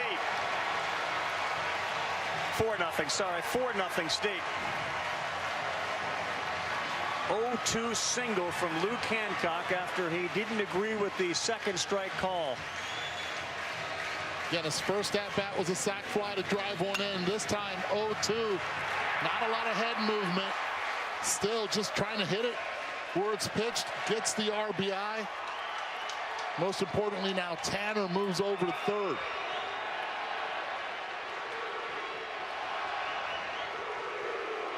The lineup construction terrific. When you have somebody in that spot, as you guys said, when Jordan and Allen are always on, James is a power guy, and Hancock is going to make contact. That's an 0-2 pitch he sends back up the middle. And it's getting louder here.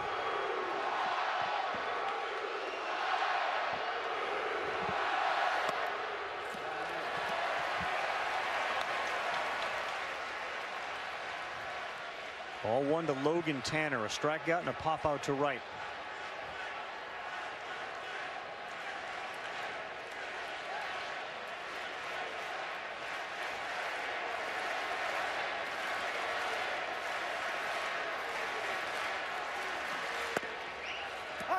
Lands that pitch, 1 ball, 1 strike.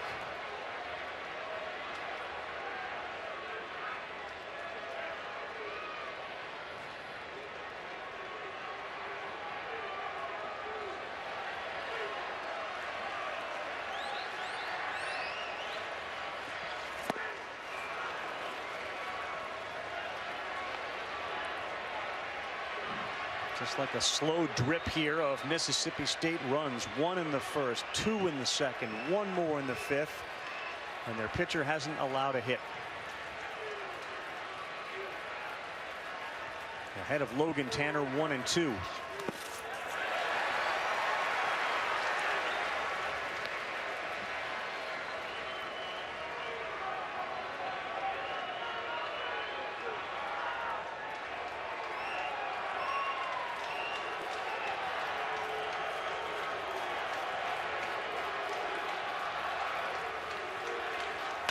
Back up the middle, Tanner delivers.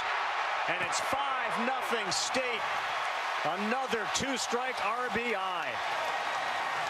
What's the thing that Mississippi State does with 2 strikes? Shorten up, put in play. Yeah. Put it in play, they pound their chest. That's been their motto, that's been their belief. And tonight, and most likely their biggest game, they've come up big with 2 strikes, and that's going to be it probably for Rocker. The end of an era here with Kamal Rocker coming off. State knocks him out of the game. He's frustrated. And he'll get a standing ovation from most of the first loss in his postseason career. 5-0 as we take a timeout. Well, coming into this inning, Kamal Rocker giving up 2 hits. A single in the first, a double in the second. Well, there's a 3rd hit of the game. That was the 3rd hit of the game. There's a 4th hit of the game. So Rowdy Jordan, Tanner Allen started back-to-back singles, and the Hancock single scores a run. Logan Tanner single up the middle, chases Rocker. 4 hits in the inning. He's now given up 5 runs. Leaves with runners on first and second. And he'll give way to Chris McElvain. Logan Tanner has an RBI in 5 straight games now. And here comes the sophomore McElvain. This has been Vanderbilt at the World Series in a nutshell. The misplays in the field and the inability to produce at the plate. They haven't got a hit yet. They've committed 2 errors, and Rocker's out of the game. 3rd time through the order. And State has put up 4 hits in the inning.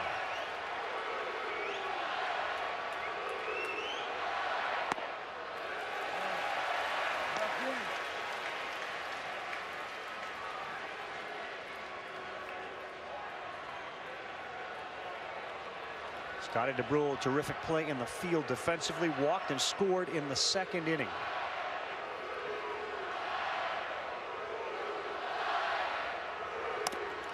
Off the glove and no advancement for a second. It looked like Tell you what, would take advantage. C.J. Rodriguez is moving a lot more behind the plate than he ever has. Saw him going up and down right there, and then was not able to stick that 1-0 pitch.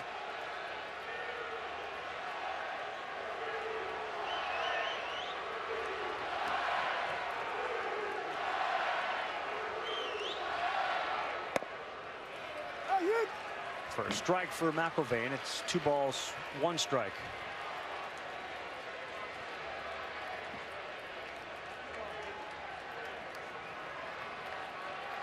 '22nd appearance of the season for McElvain, a 5-1 record overall. He did start a game, a 3.71 ERA, 55 punch-outs, 24 walks. A lot of play. Time to pound the chest. This is where they've done their damage now, shortening it up. 2-2 count here for Scotty.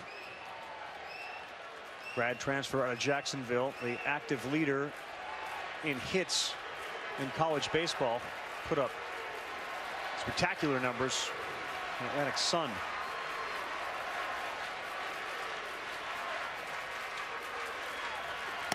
Three and 2.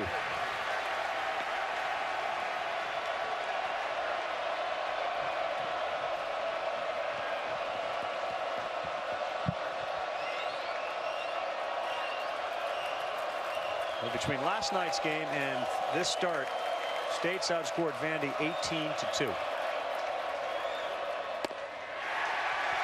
And now the bases are loaded.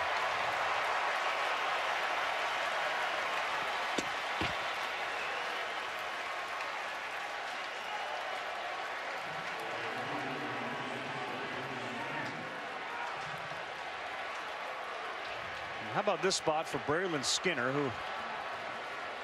was a hero the other night with his feet. He was on first, stole a huge base, Tanner-Leggett, then knocked him in, a walk-off victory.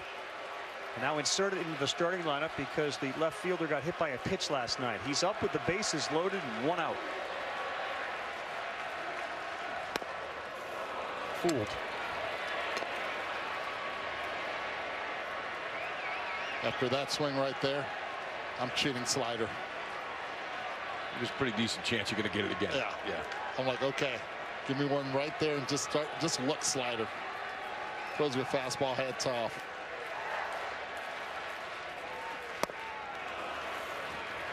Mark Carson was his head baseball coach at Northwest Mississippi Community College, and he would tell these guys as he pounds his chest, and there were 3 of them, Skinner, Tanner-Leggett, Parker Stinnett also was part of that program at one point.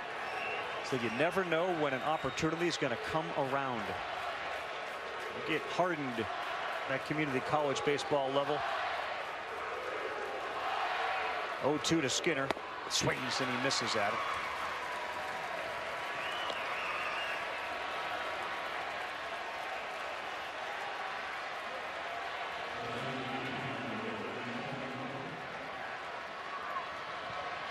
Given the arms Mississippi State has, it feels like 5-0. There's a chance. You start tacking on runs here, and it's a long, long road back for Vanderbilt. I mean, here's the road right now for Mississippi State. You send Bednar out, see if he can get you 3 more outs, and then you send Sims in the ballgame. I don't think they will waste any time. I think the thought is if we can get 15 outs from that guy, and if we can get 12 from that guy, we'll take our chances.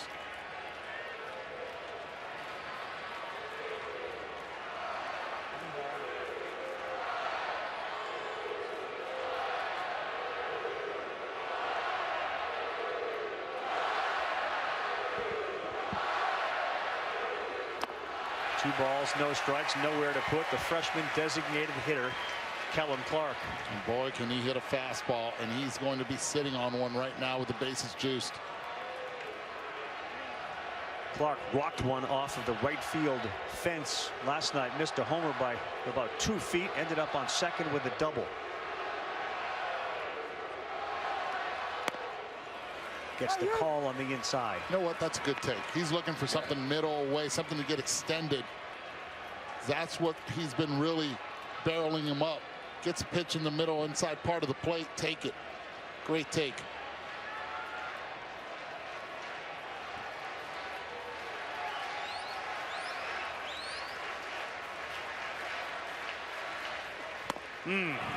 Filthy.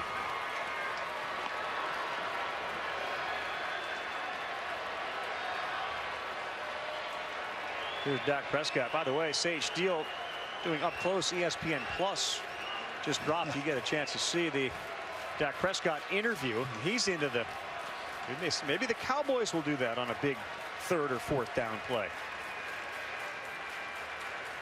2-2 to Clark with the bases loaded. That's going to get out of play.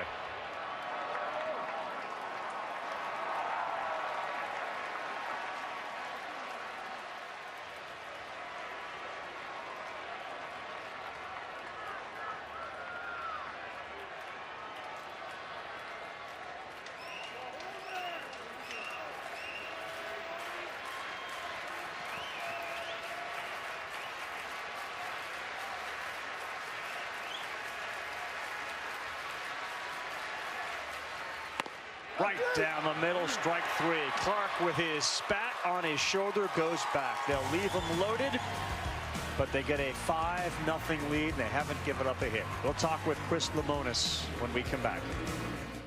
5-0 no hits for Vanderbilt. Chris Lemonis joins us. In television parlance, when things go as scripted, we let everybody know in the break, as scripted.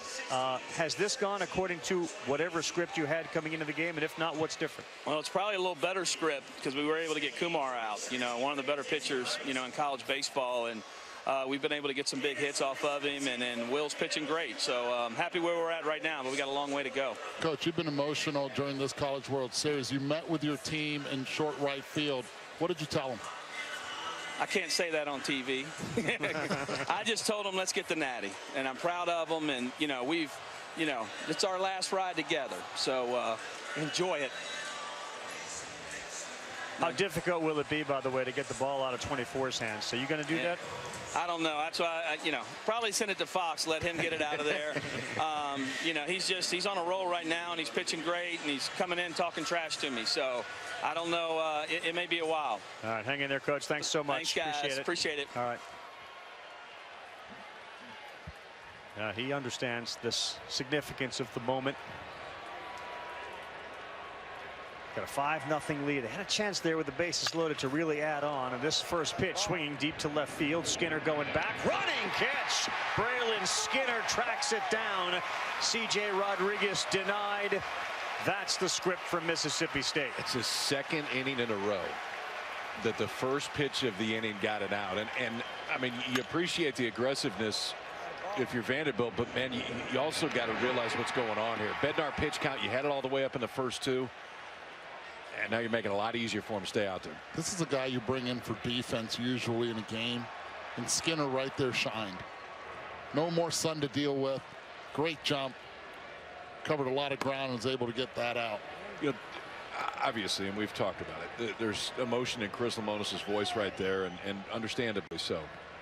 It's one of 3 power conference athletic departments that has never won a national championship. Yep. It is a place where baseball means more, as much as it does any other place in the country at the collegiate level. And he understands that. He understands the fan base, and he understands the desire. I mean, just look around this place. That's all you got to do to figure out what it means in Starkville. And if they can win this thing, he'll be a hero in that city forever. 2 down, another pop out to Skinner. 3 days rest. That was the only question with Bednar is ultimately what does this stuff look like? The fastball's played out, man. It's exactly what we've seen before. It's more of a side-to-side breaking ball. That was it right there. And then when he's got to go get you, that one he wraps around Bradfield, will add a little bit more horizontal to it. There's a lot more horizontal than there is vertical in the Bednar breaking ball, but what there's been is some quick outs here in the 5th inning, 2 fly ball outs. And I got to think if you come into this, and if you're Chris Lemonis and Scott Foxhall, you're saying, all right, if he gets his 15 outs, that's a ton. I mean, they were talking about maybe 3, maybe 4. He's a pitch away from getting them through 5 innings. And there's still nobody up and throwing.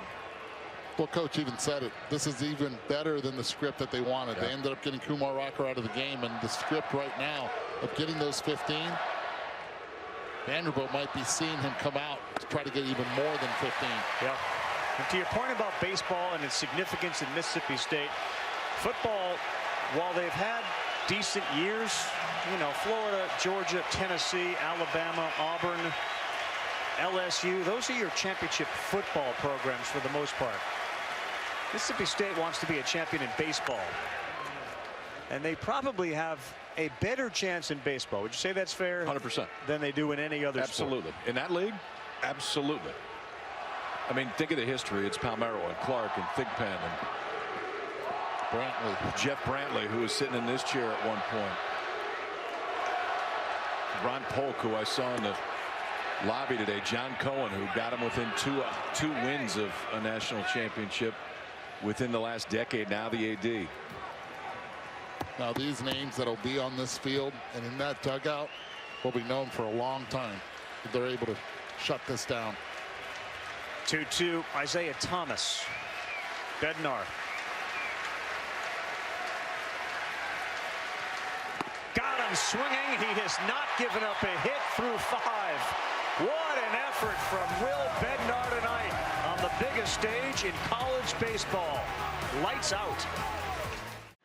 Let's take a look at the current Capital One Cup standings. This year, Capital One doubled their student athletic scholarship fund donation to $800,000. It's split between the top 5 men's and women's athletic programs. Tonight's winner gets 60 points. Stanford men's and women's top 2. Right now the focus is all on that guy and this program. As Mississippi State has got a 5-0 lead as we head to the 6th inning of Game 3, this College World Series final.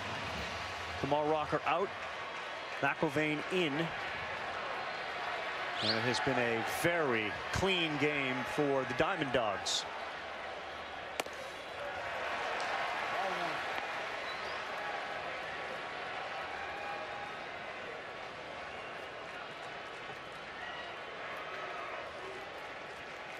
Forsythe, Rowdy Jordan, 3 hits. Tanner Allen due up.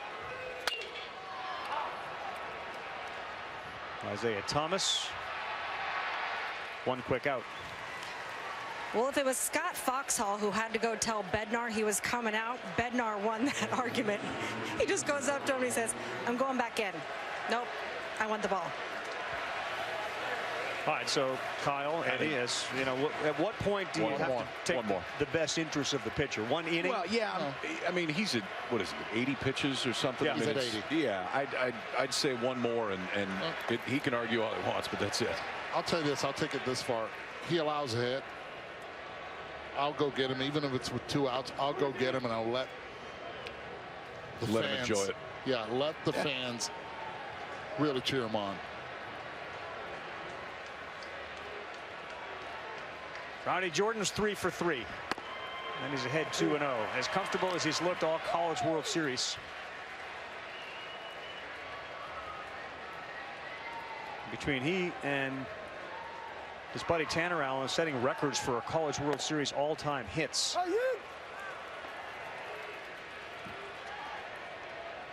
And I love the "why not us" comment we heard from Tanner Allen. At some point, it's going to happen. And this ball is put in the air. Javier Vaz is there, and there are 2 down.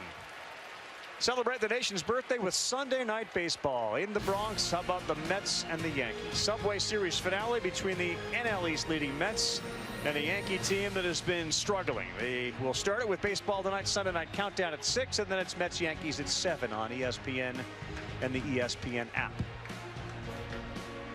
Subway Series to get it rolling on this July 4th weekend.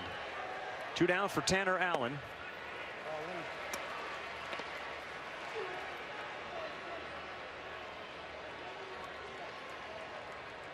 Sims is beginning to just get loose out there, not throwing, but starting to stretch.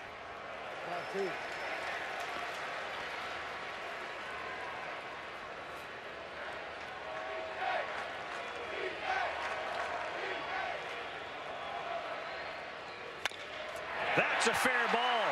Tanner Allen to first.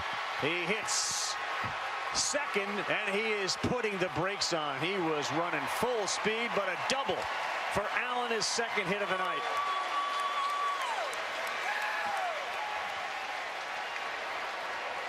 This kid can hit. They keep this up also. He's going to have his own statue there at Mississippi State. Hard shot past Keegan. He's thinking 3 all the way, just checking out if Isaiah Thomas is going to get it back in a hurry. He does. Stays right there, and he lets his boys know he's on second with 2.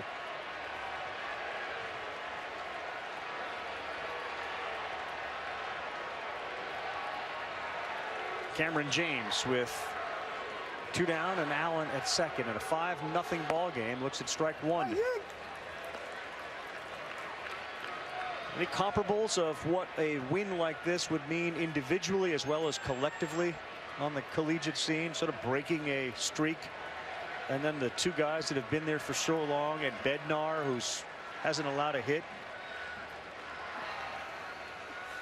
Just what it means to the university, to what it means to the fan base. To the collective group, and then to the individuals and the impact it will have on them the rest of their lives. I mean, for the collective group, when you show up at Mississippi State, you know you're going to a place that's got a ton of history. But the piece of history that it didn't have is winning it. And if you're the group that wins it, if you're the first group that wins it at that place, you're known forever. Swing and a miss. When you think about other teams still have reunions when they come back here. There's a chance. It's too early, but there's a chance to be coming back forever. Talking about this group. Well, the program has been slowly building itself, brick by brick, if you will. And this season, the next win will be their 50th, and it will be for a World Series title. Well, Bednar back on the mound in the 6th inning. He is not allowed a hit. Think about the guys that he's competed against, and man, has he shined the brightest. Inside corner, strike 1. Jason Gonzalez, the 9-hitter. Bradfield, then Vaz. As Landon Sims starts to throw a ball against the wall.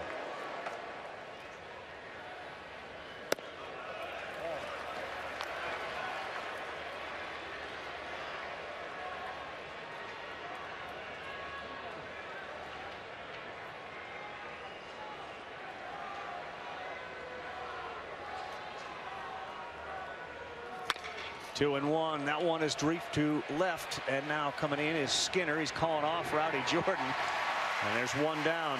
End of the bat looked like for Gonzalez.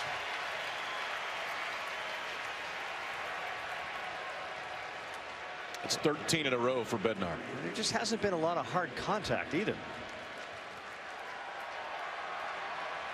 C.J. Rodriguez hit one of the gap, but for the most part, other than the double play ball that Nolan hit, kind of quiet. There's Rafi Palmeiro.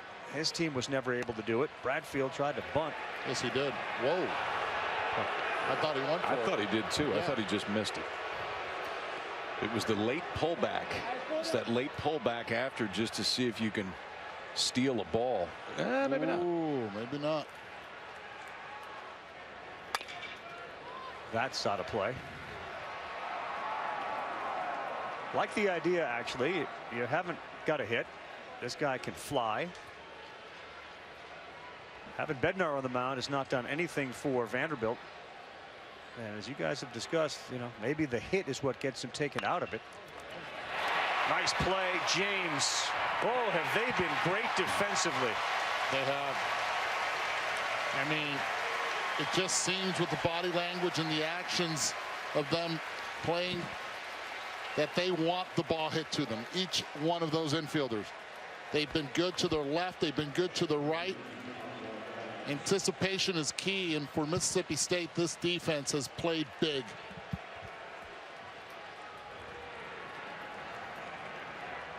Javier Vaz.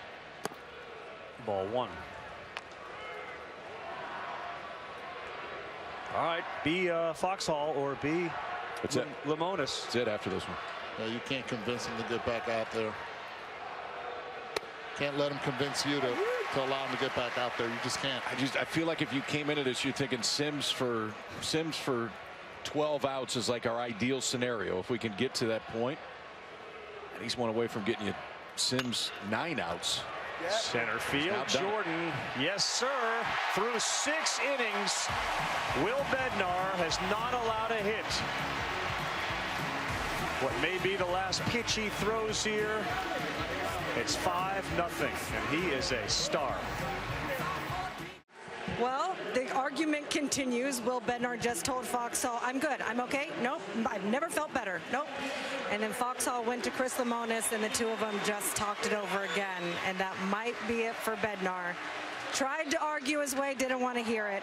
There's a great look from Bednar as he sat back on that bench. He kind of smiled like, I may have won this case, but there was that quick conversation between Foxhall and Lemonis in which Lemonis made a decision, and Foxhall didn't about face and went back to talk to Bednar. Did you see Chris Button's face in the background? She looks like she was watching some kid get called to the principal's office right there. Just watching the entire thing. I'll tell you this. I'm a parent. With what Lemonis is doing right there, if he's saying, no, I don't want to hear it, and I have a kid that has a future, that's awesome right there, because this means the world to the university. Absolutely. It means the world to, you know, to be able to get that first national championship. He's like, I don't want to hear it. That arm in his future is also important.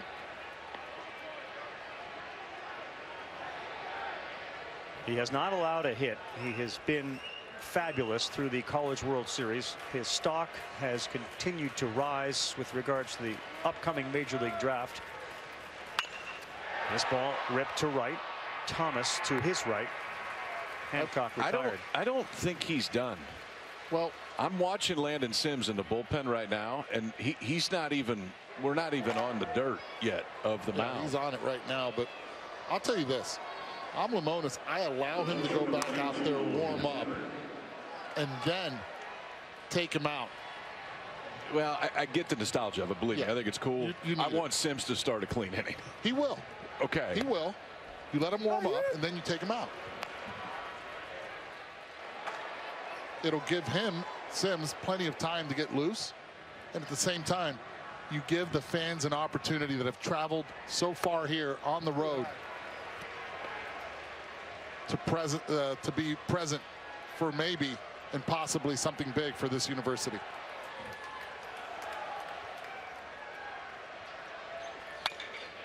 This ball is poked to left field off the bat of Logan Tanner. It's gone. Mississippi State adds another. And another step closer to a World Series championship. Tanner's 15th of the year, second hit of the night. Tell you what, he used his legs to hit this ball out of there. He went down and got it. Say all you want. Watch the legs work here on this spin. Just goes down. Knee almost touches the ground, and he knew it as soon as he felt that sweet spot on the bat. Catch it out front. You keep it fair, Vaz. No more room.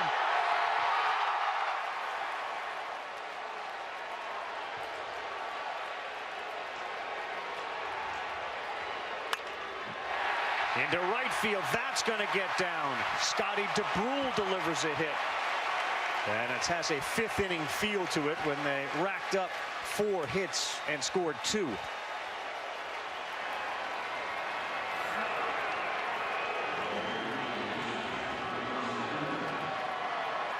Well, again, Tanner is going to be a guy that will be back for them, the catcher.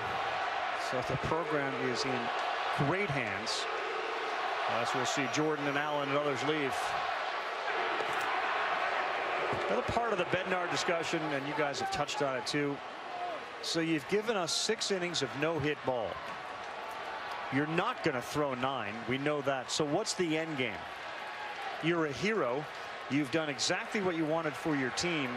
At some point between now and the 9th inning, you're coming out of the game. So why not now? Why not the 6th inning? What's the difference between 7 innings and 6 innings?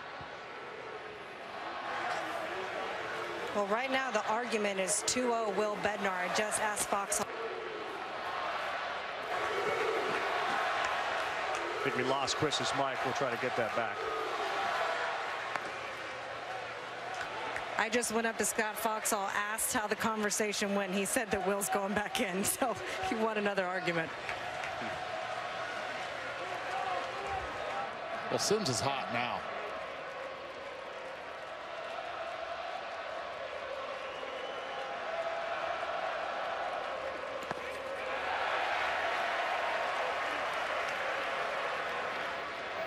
That's a great shot right there of Rowdy Jordan and Tanner Allen. Yeah, they'll be posing for a statue soon. They're able to get the last 9 outs.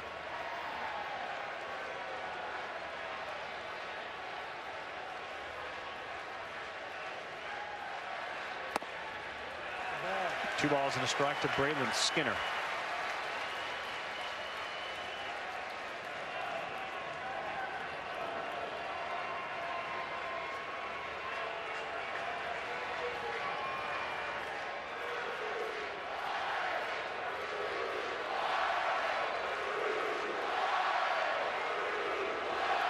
Three and one.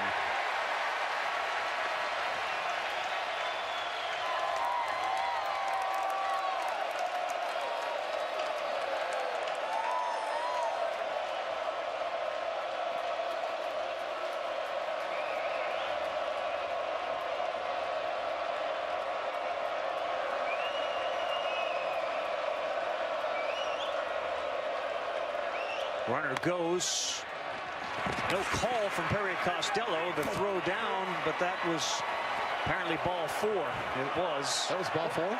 Apparently it was. How was that not a strike? I believe that ball was right down the middle. You at home, tell us. Where did that miss?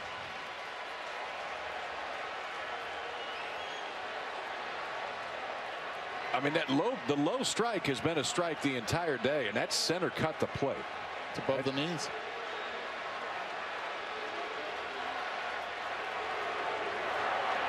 So the runners are at first and second with 1 out. In fact, Perry Costello may have froze there. There's Kellum Clark. This ball is to right center field and deep. Bradfield going back, looking up. See you later. 3-run home run from Kellum Clark, and it's a blowout. Oh, Hail State 9-0.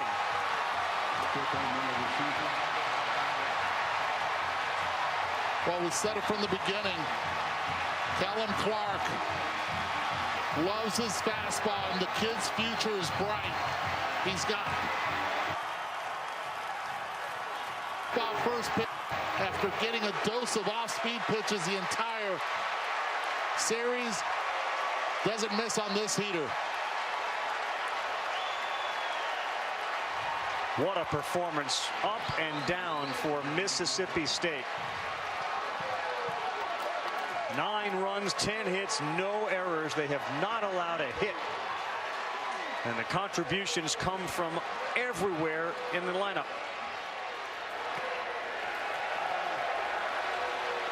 Second home run of the inning. Logan Tanner and now Kellum Clark, both guys back with State next year.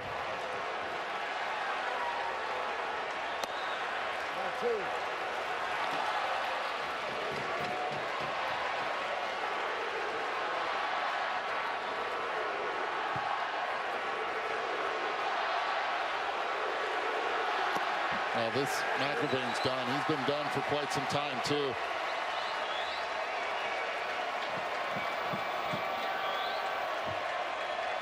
As soon as he puts one foot on that field, this is about to get louder too.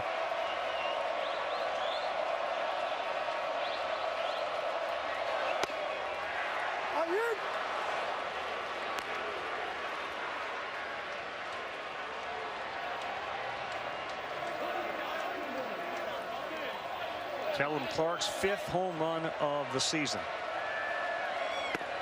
That's a ball 4.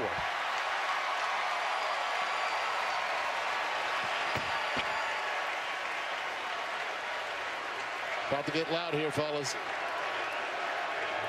Tim Corbin has seen enough, and it is about to get very loud.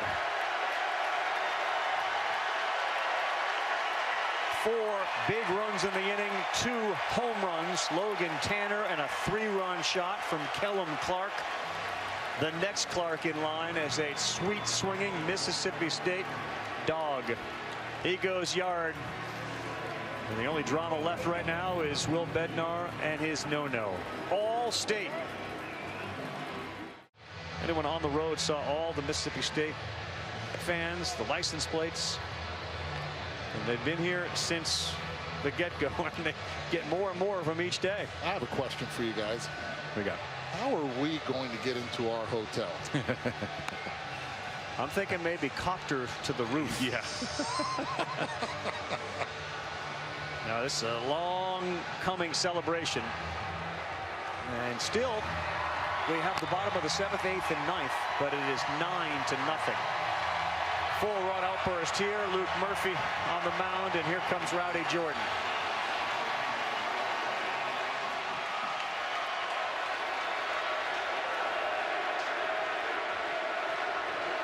A pandemic shortened 2020. The challenges that every team faced, playing in front of nobody and now in front of a packed house on national television. The efforts of Jordan and Allen, Bednar, Sims.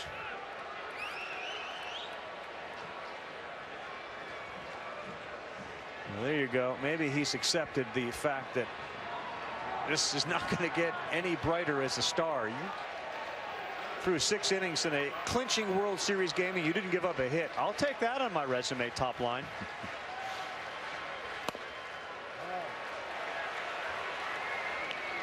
It's the right call.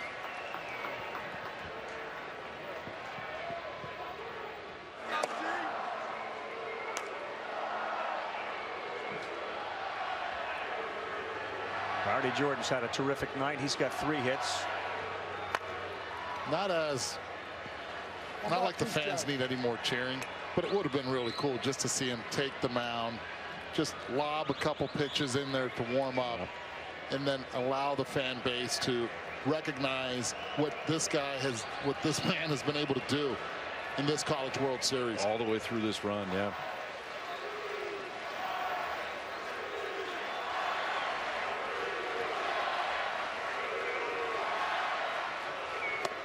Jordan gone. 97 for Murphy.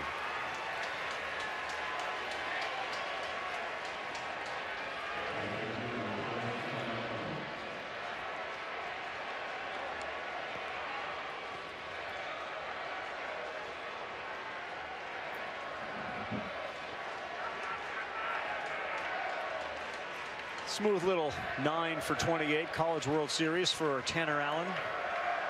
They joked when they got here, like, this is old hat. They've been here 3 consecutive trips. They know where to go. They know the restaurants. They know the hotels. They know the people. They know the field. They just haven't been here this long.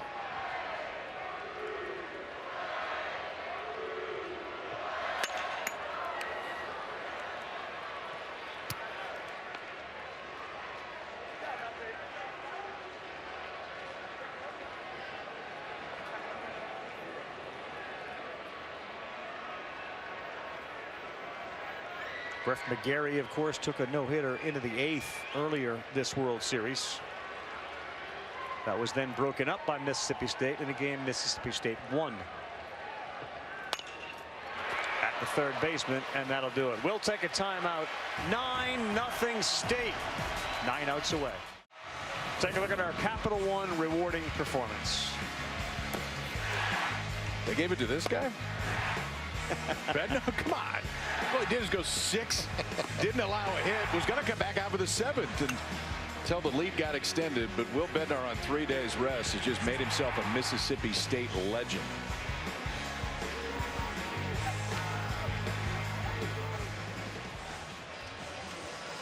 Here comes Big Will, a lot of hugs, but take a look at what he did in his 3 starts at the College World Series. 18 in the 3rd, 26 strikeouts, 3 earned runs. And Kyle's point is spot on. He and this group are going to be legends in Starkville forever. And this guy, the sophomore Landon Sims on the mound, he knew he'd be in this position when he committed to come to Mississippi State. That great story about his folks saying, hey, they're in the World Series in 19. I know you're going there, but do you want to go to Omaha and watch them? And he said flatly, I think we're going to have some opportunities to actually play, so let's save the money. We'll watch them on television. And he knew.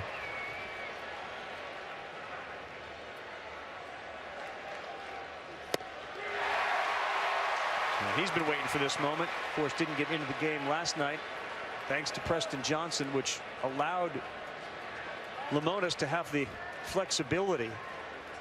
And another day of rest for Sims, who's ahead of Dominic Keegan, 0-2. Total domination by the Dogs tonight. In fact, the last 2 nights. Strike 3. Sims picks up number 1.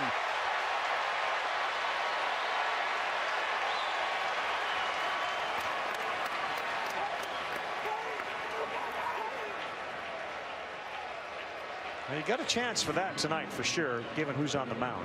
But we have not seen a combined no-hitter in the College World Series.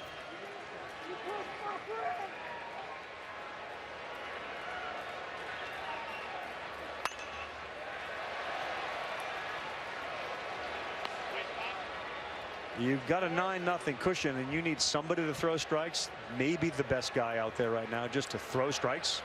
He's got a chance as a reliever to get to 100 strikeouts this year. Sims now at 97. 0-2 to Nola. He gets right back on that rubber as quick as possible. Just waiting for Nola, and the clock ticks, but he's ready to go.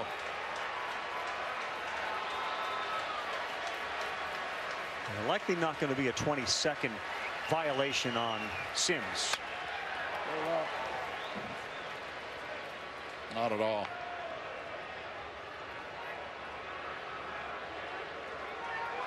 So look at the list that Bednar is now on. Most strikeouts in a College World Series since 1974, since the aluminum bats showed up. He's popped into the 3rd spot with 26. Slow roller. And taking it himself with Sims bugging out of the way was Hancock. Giants and Diamondbacks Thursday, 10 o'clock Eastern time.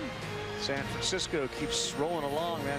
The idea you're playing with the Padres and Dodgers, and you've been carrying the torch in that division. 50-29. They have 50 wins, and after tonight, so will one of these 2 teams. Feels like it's going to be the maroon and white. So Bednar, 26 strikeouts. Dahlbeck and Chris Benson, 26 strikeouts. Dahlbeck, the same Dahlbeck that's hitting home runs in the big leagues. That same Dahlbeck. guy. Just want to make sure. Guy from Arizona who played third base. Greg Swindell, 29. Jason Windsor, Cal State Fullerton, 29. That's the list Bednar is on with his performance at this College World Series. The beauty of it, he was behind in a lot of counts, but he had the stuff to be able to even out those counts.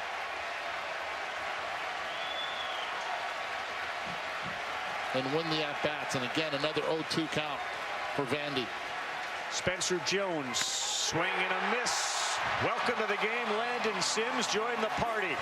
6 outs away from their first national championship. Think about Rowdy Jordan, 3 hits. Tanner Allen, 2 hits. Logan Tanner, a home run. Scotty Dubrule has scored twice. So has Skinner, who is playing because Brad Cumbest got hurt. A home run from Kellum Clark. And a no-hitter combined from Will Bednar. And so far, Landon Sims. Total team effort. Check, check, check, check, check. Cameron James starts this inning off. I'll tell you one thing. Murphy fires the baseball. Yes, he does. He's going to be in a big league bullpen sometime, that's for sure. Kind of crossfire throws across his body, but it's 96 to 97 and not a comfortable at bat for a right-hander. Outmade by Carter Young. I think most of the people that looked at the series when it started felt like Mississippi State had an advantage, partly because of the way that each team was playing. Got to remember, Vanderbilt was not at the top of their game for the most part the entire week. They really haven't hit. No, they haven't hit at all. I mean, they're hitting below 200 coming into this game and don't have a hit tonight.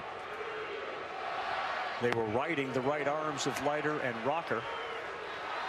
And you got to the critical game and you had your guy, Mr. Postseason, 3-0 in elimination games. But you're dealing with a red-hot Mississippi State team. That's going to get down, and it's going to get by Isaiah Thomas. Luke Hancock to second. That's not a good look right there. And I don't care what the score is, you still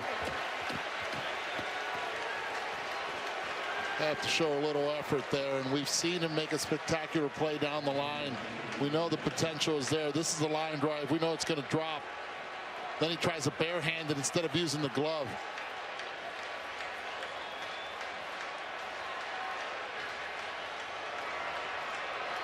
Add another error. Single and an error, their third of the game. Here's Logan Tanner. He's got a bomb tonight. That's hard hit. Smothered over there by Keegan. That's what he's got to do as a first baseman, just knock it down, and they pick up out number 2.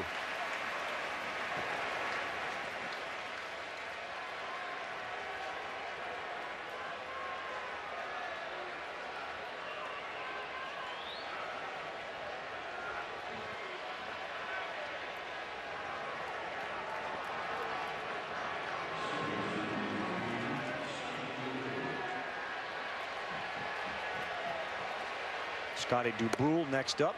That's off, ball 1.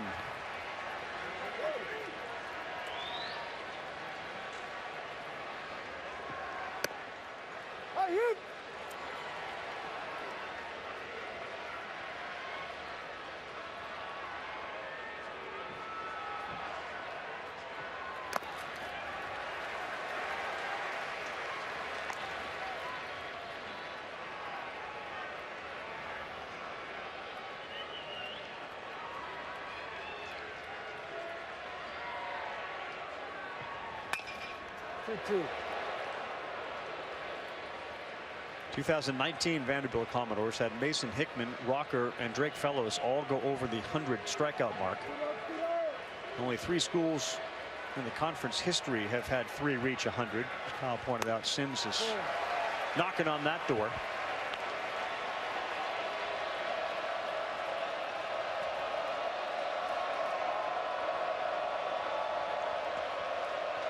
His presence has been a huge story in this season for Mississippi State. Late on that fastball at 94.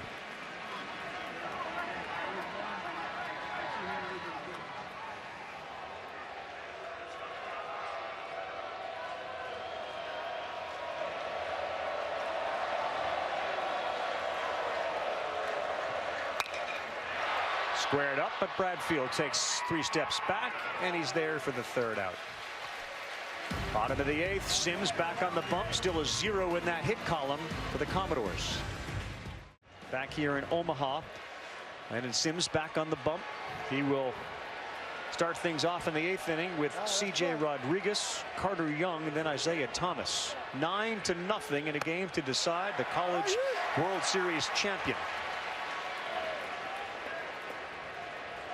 Like everyone else in the Vanderbilt order, the O comes before their at-bats tonight. They have yet to get a hit.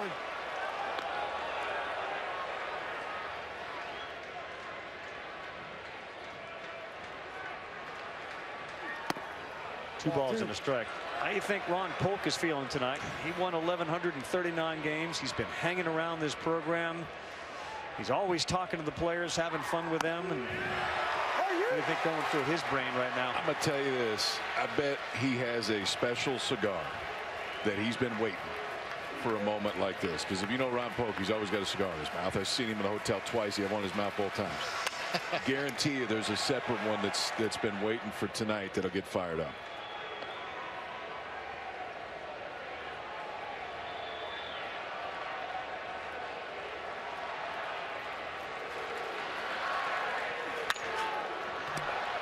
This one to left, and it should be playable.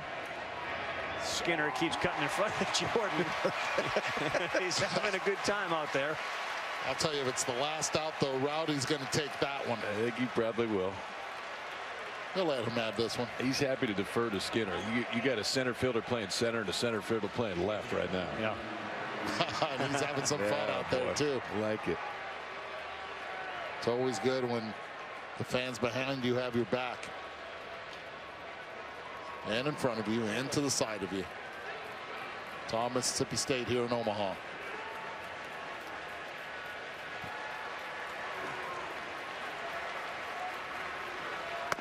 Too low.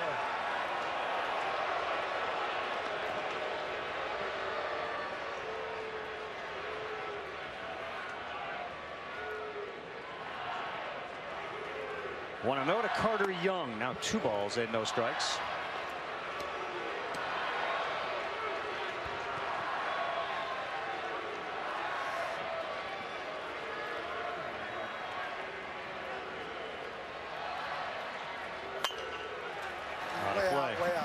Uh-oh, Dak.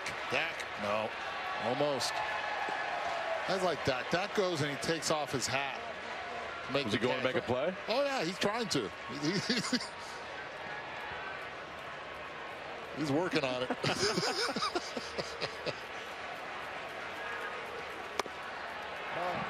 3-1.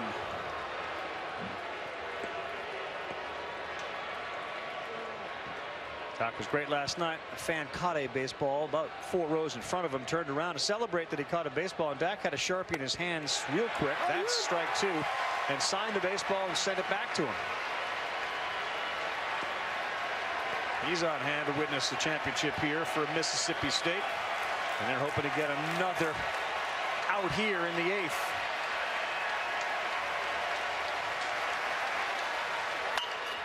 Young, and that's going to break up the no-hitter. He sends one into center field, and the first hit of the night for Vanderbilt comes in the 8th with 1 out. He shook off a couple of the signs, and he put it down to the lefty, and he delivered. He threw it down in the zone. Yep. You know, Carter Young has struggled on pitches up, middle up. This is the one that he's able to handle, and he's able to get that base hit. He was dropped in the order from 2 to 7. Gets that base hit to break up the no-no. So a no-hitter for 7 1/3 in the championship game.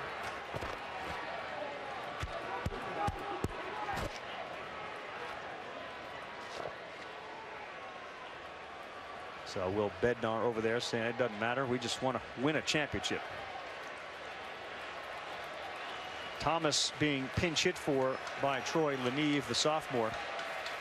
He and Bednar both come from the Pittsburgh, Pennsylvania area. And for a long time, Leneve was the guy that was in the middle of this order.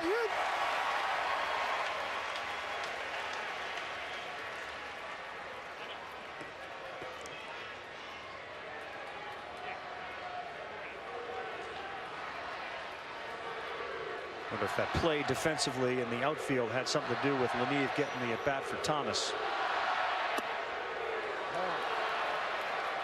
Would not be surprised. 0 for 2, 2 strikeouts. The matchup indicates this one's best, but after you see that effort in right field, Coach Corbin, doesn't matter what the score is, he's going to respect this game, and he wants his kids to play it the right way no matter what it says on that scoreboard.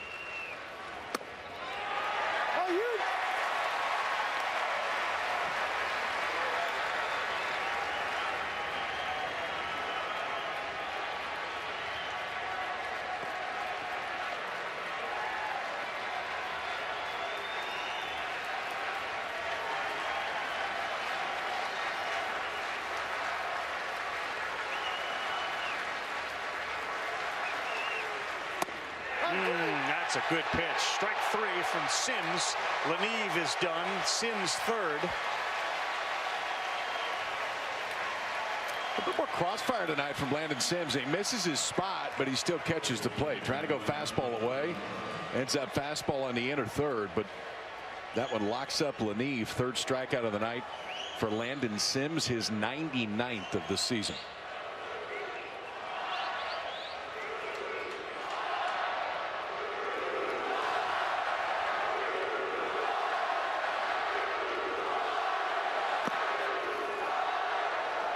You want to break down Will Bednar's night as we take a look at the most strikeouts without a walk since the aluminum bat showed up in '74. Sims 14. The name at the top of that list was decent.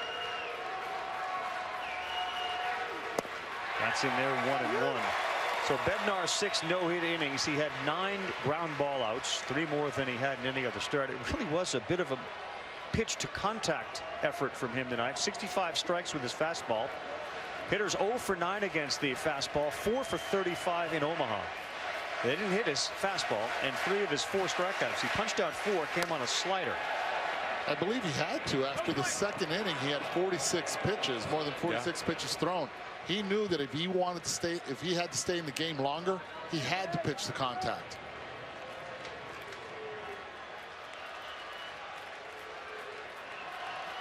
Going to be the leading candidate for most outstanding player, doesn't he?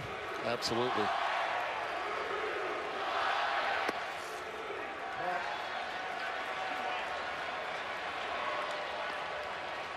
The only candidate besides him is actually the entire team defense. Yeah.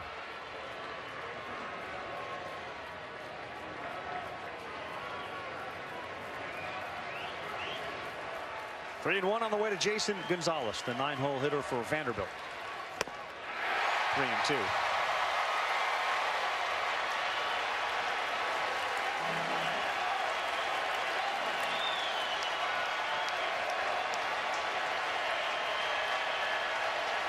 Cameras out. Everyone stands for every out as they move another step closer.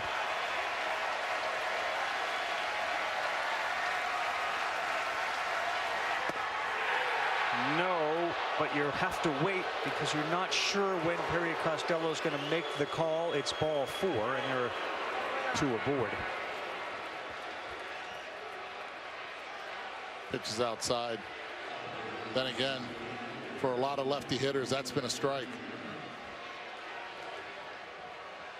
It looks so good from the bench. It really does.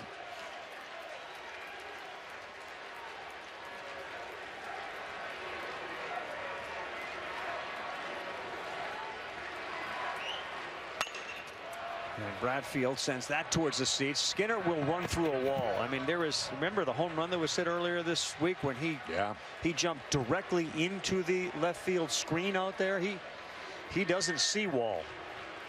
And I would feel bad for the wall if Skinner's going to run into it. He sees ball, ball, and more ball. That's right. The Doug Lanville ball, wall, ball. He skips the wall part. There's a few in the stands at this point that are seeing 3 balls also.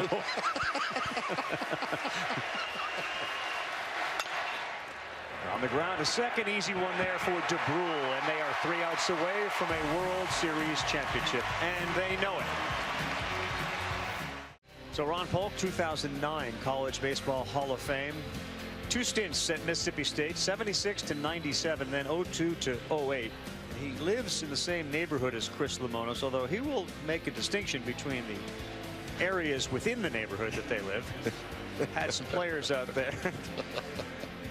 He'll take him around, tour him, and say, oh no, and there's a big museum in his own house that's got all sorts of the memorabilia from his 1,139 wins and his 3 SEC titles and 6 trips to the World Series. So I hope you've enjoyed this house. See over there, like way up in the corner, that's where the Lemonis, that's where he lives. That's the other section of this neighborhood. Chris was talking about he's got like a lot on this side he owns, a lot on that side his own. He's got his own everything, and I'm up in the corner, and he makes sure that he tells everybody where I'm at. Well, everybody's going to know where he's at right now. Ron Polk, I was walking by him last night. Every single person that walks by him, hey coach, hey coach, hey coach, hey Everyone. coach, every single one.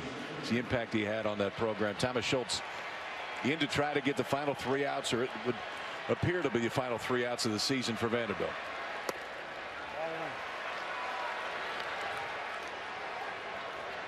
We've been here since the beginning, and the really cool aspect to what Mississippi State has done over the course of the year as they're in line for their 50th win, but just over these last 10 days is the contributions that have been made from everybody. Preston Johnson last night saved the bullpen. He was phenomenal.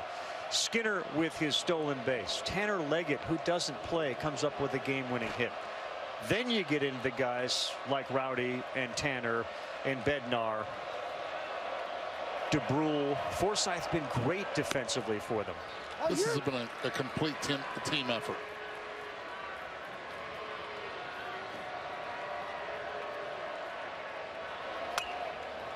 Full count. There's the coach. You see, my place is right in the middle of the neighborhood, and then you go up the street, you take 2 lefts and a right, and that's Lemonis all the way in the back. Right. That's where he's at. And you got to look hard to find it. It's a small place compared to what we're looking at right here. I'll tell you guys this. When Mississippi State wins this one, it'll be a gated fence around Lemonis' house. Still picking up the bats.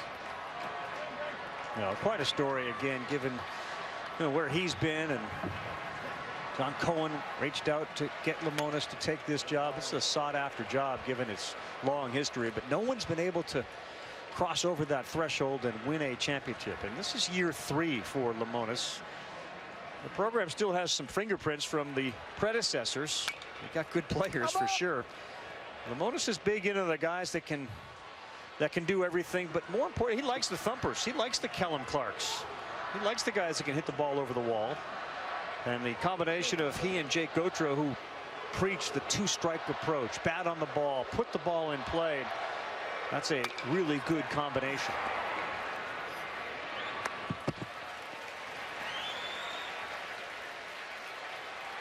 A lot of stuff that he's picked up also from professional baseball. The shift, he's very aggressive with it on the defensive side. He doesn't bunt as much as other programs. The hitters are there with a purpose, especially with 2 strikes. And tonight, more than ever, that 2-strike approach has come up big.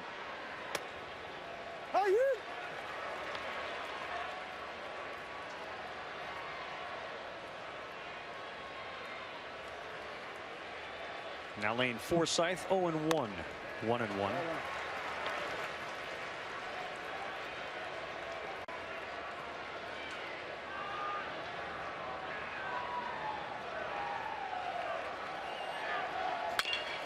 And that one is going to get through. Lane Forsythe, 3 hits last night. He picks up his first here tonight. And the future's pretty bright for Lane Forsythe. He gets that hit to a goal. What we've seen defensively. How about this? Yeah. This is awesome.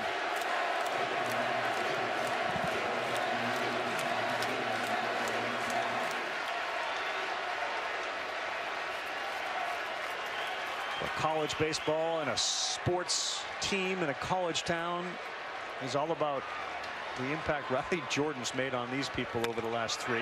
That's ripped. Just foul. I wouldn't be surprised right now if Tanner Allen's telling him, you better give me one. Save me one. Right. I want one more too.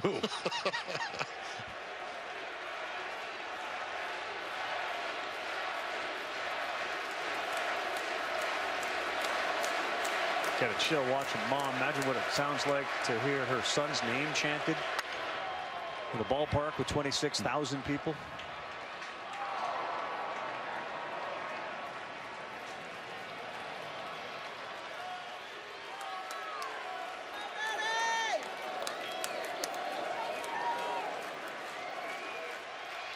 Spent some time in a car driving between tournaments, etc. Won't chase.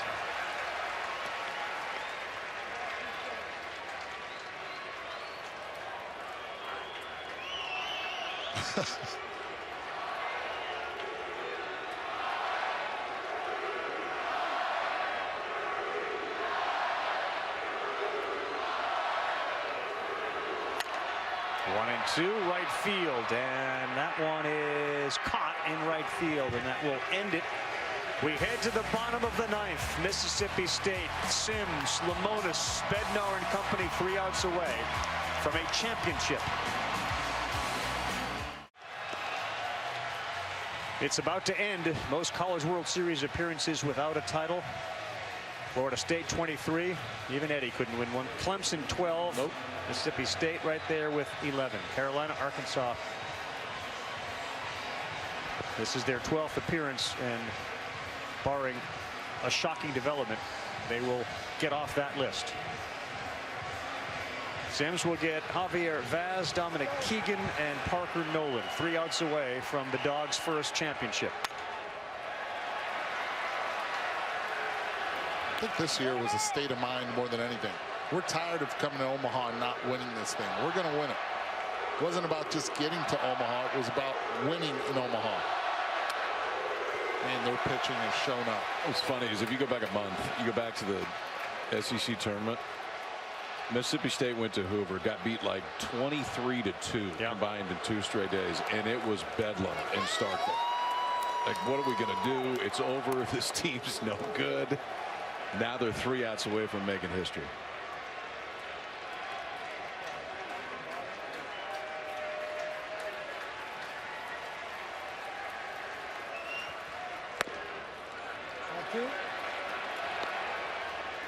Just imagine the emotions of Lemonis on that bench. Talked about the last thing he said to the group on the field was going out and winning a natty, and knowing this may be the last time this group collectively is together. They are 2 outs away. How appropriate. Another ground ball that's just eaten up by the defense. Fundamentally sound the entire CWS. Dak Prescott in the house, Ron Polk in the house. Lemonis' dad Thomas watching back at home, a 73 grad of Mississippi State. Remember on Father's Day, Chris talked about his father. He shared a photo of him. He said, my dad grew up without his dad in his life, so he decided to be my super dad. I wouldn't be who I am in life without him. He has always been there for me and our family.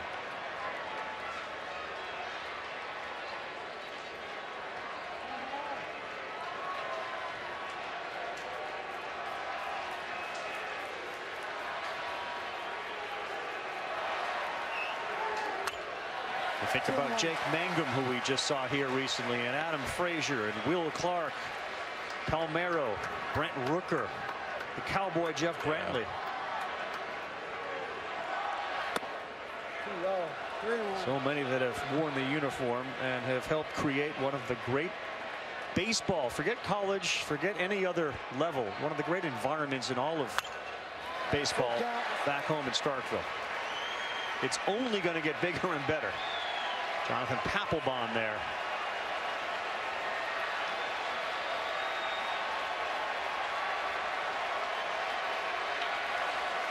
Three-two. It's quickly, KP, winning a championship for a program that's already established. What does that do to the program to have that title? Because they're there already in a lot of eyes. They have the facilities. Oh, I mean, they've got as good of facilities as there is in the entire country. They have as good a fan base as there is in the entire country. But I think, I don't know, it was almost like there was always this disrespect factor of we've accomplished everything but. Yep. And there is such great tradition historically at this university on the baseball side, and this just wipes away anything that there was any question about it. Punch out right there, and Starkville is 1 out away from going absolutely nuts, and this place already is. This is Starkville, isn't it? Oh yeah, it is. We're in that bubble. I'll tell you this, it's the fact that when you go to Vanderbilt, when you go to LSU, they won't say, well, do you have one? Yes, we do. Parker Noland with 2 outs in the 9th. Pushes a bunt to third. James to first. He's out. What a way to end it. And what a way to end a drought. Mississippi State, the national champions, destroying Vanderbilt 9-0.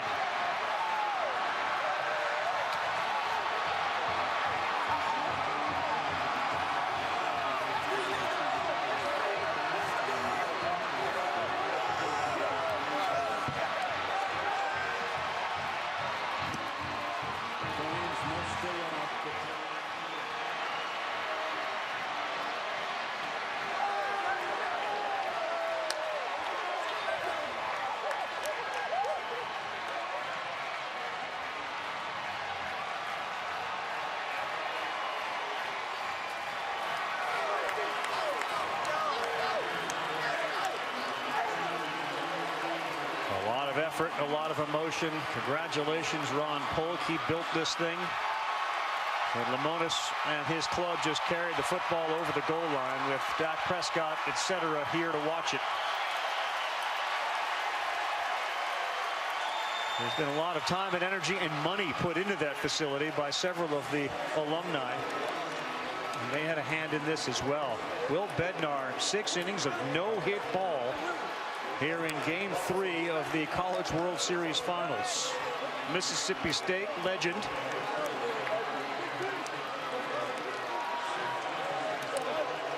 Rowdy Jordan, legend. Tanner Allen, legend.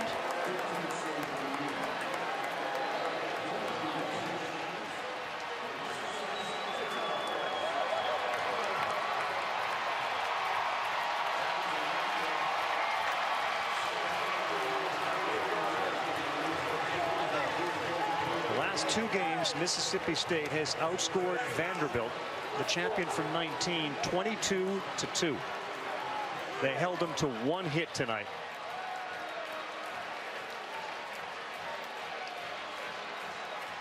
And fittingly, the defense, which has been dynamite, committing no errors, forced to make a terrific play, Cameron James.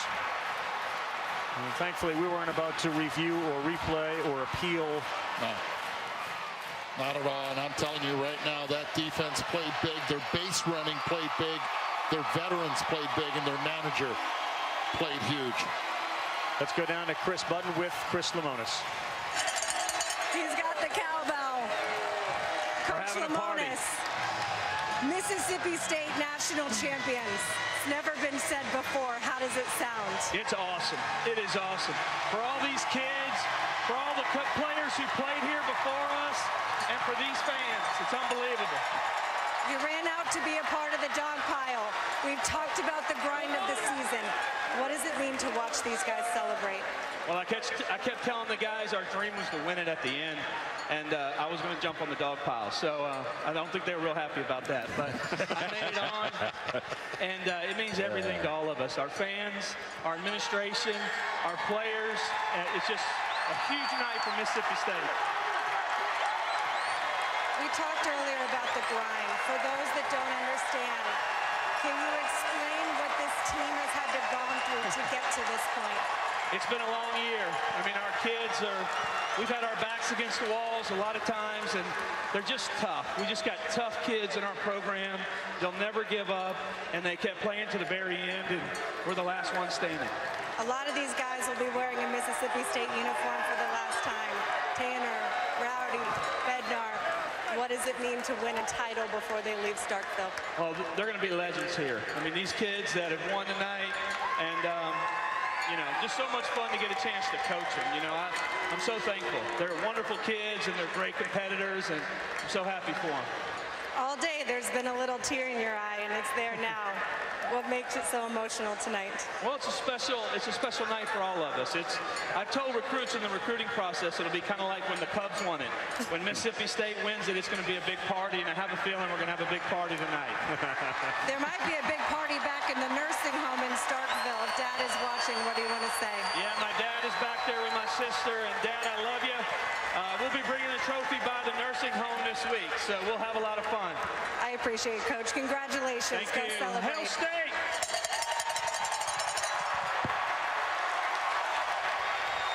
What a moment for Chris Lemonis and this team and this fan base tonight. You get to ring a cowbell at TD Ameritrade after you shut them out. Capital One Tournament Most Outstanding Player, not a surprise. It is Will Bednar. He went out on minimal rest, 3 days, and all he did was not give up a hit. A completely dominating performance that sends Vanderbilt home. They will not join South Carolina as a team to repeat. They won it in 19. They will not do it here. The SEC, the dominant baseball conference in the country, gets another championship, and for the first time, it's Mississippi State. I can't imagine what that must have felt like for Chris Lemonis, and it's not been a long time for him. This is 3 years. Yeah, and I mean, he's been here every year, and now he's brought something back to Starkville that nobody's ever brought back to Starkville.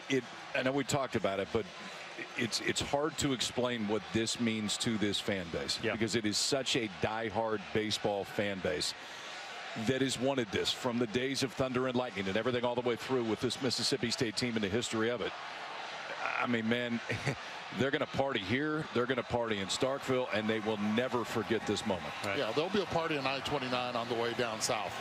This is a fan base that's very impressive, but what's also impressive is the veteran players that led the way. 5 hits today between Rowdy Jordan and Tanner Allen. You look at those two guys with Bednar, they left their mark and imprint, and get ready to pose because they're going to have a statue. And the guy that got the last 9 outs. I mean, when you talk to Chris Lemonis about leaders, it's Rowdy, Tanner, Sims. Those are the first 3 that he talks about. The guys that lead this entire club. Who led him today? It was Rowdy, Tanner, and Landon Sims that got the last 9 outs, and Will Bednar was incredible throughout this entire tournament. You know, folks talk about baseball and the fact that there are 3 true outcomes now. Not the case here. You know, this was a fundamentally sound team that didn't make an error.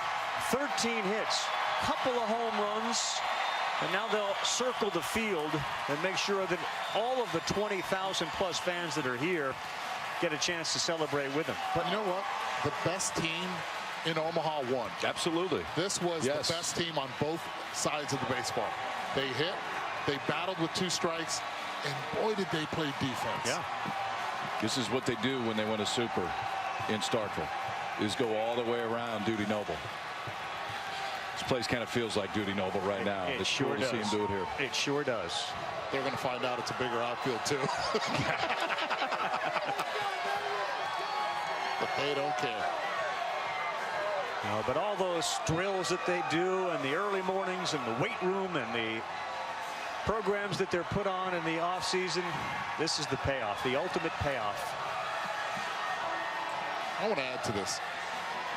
If you're a parent, bring your kid to Omaha. Let them witness and experience what the College World Series is about, because it's special. And good on the fans that made that pilgrimage up I-29, because there were a lot of them. I mean, you have people who are in Starkville still, we think, certainly the family that runs the dog or the pet hotel, who had to take care of all the pets while the folks came up here. Other than that, it'll start getting brighter and more busy as folks make their way back home, and they're walking home with their chests puffed out. I want to thank all the folks too from ESPN behind the scene who make a real first experience on the road post-pandemic so smooth. Chandon Huggins, of course, and Emily Turner, our great director, Scott Johnson, who's seen 31 of these, and for the first time gets a chance to see Mississippi State win a championship.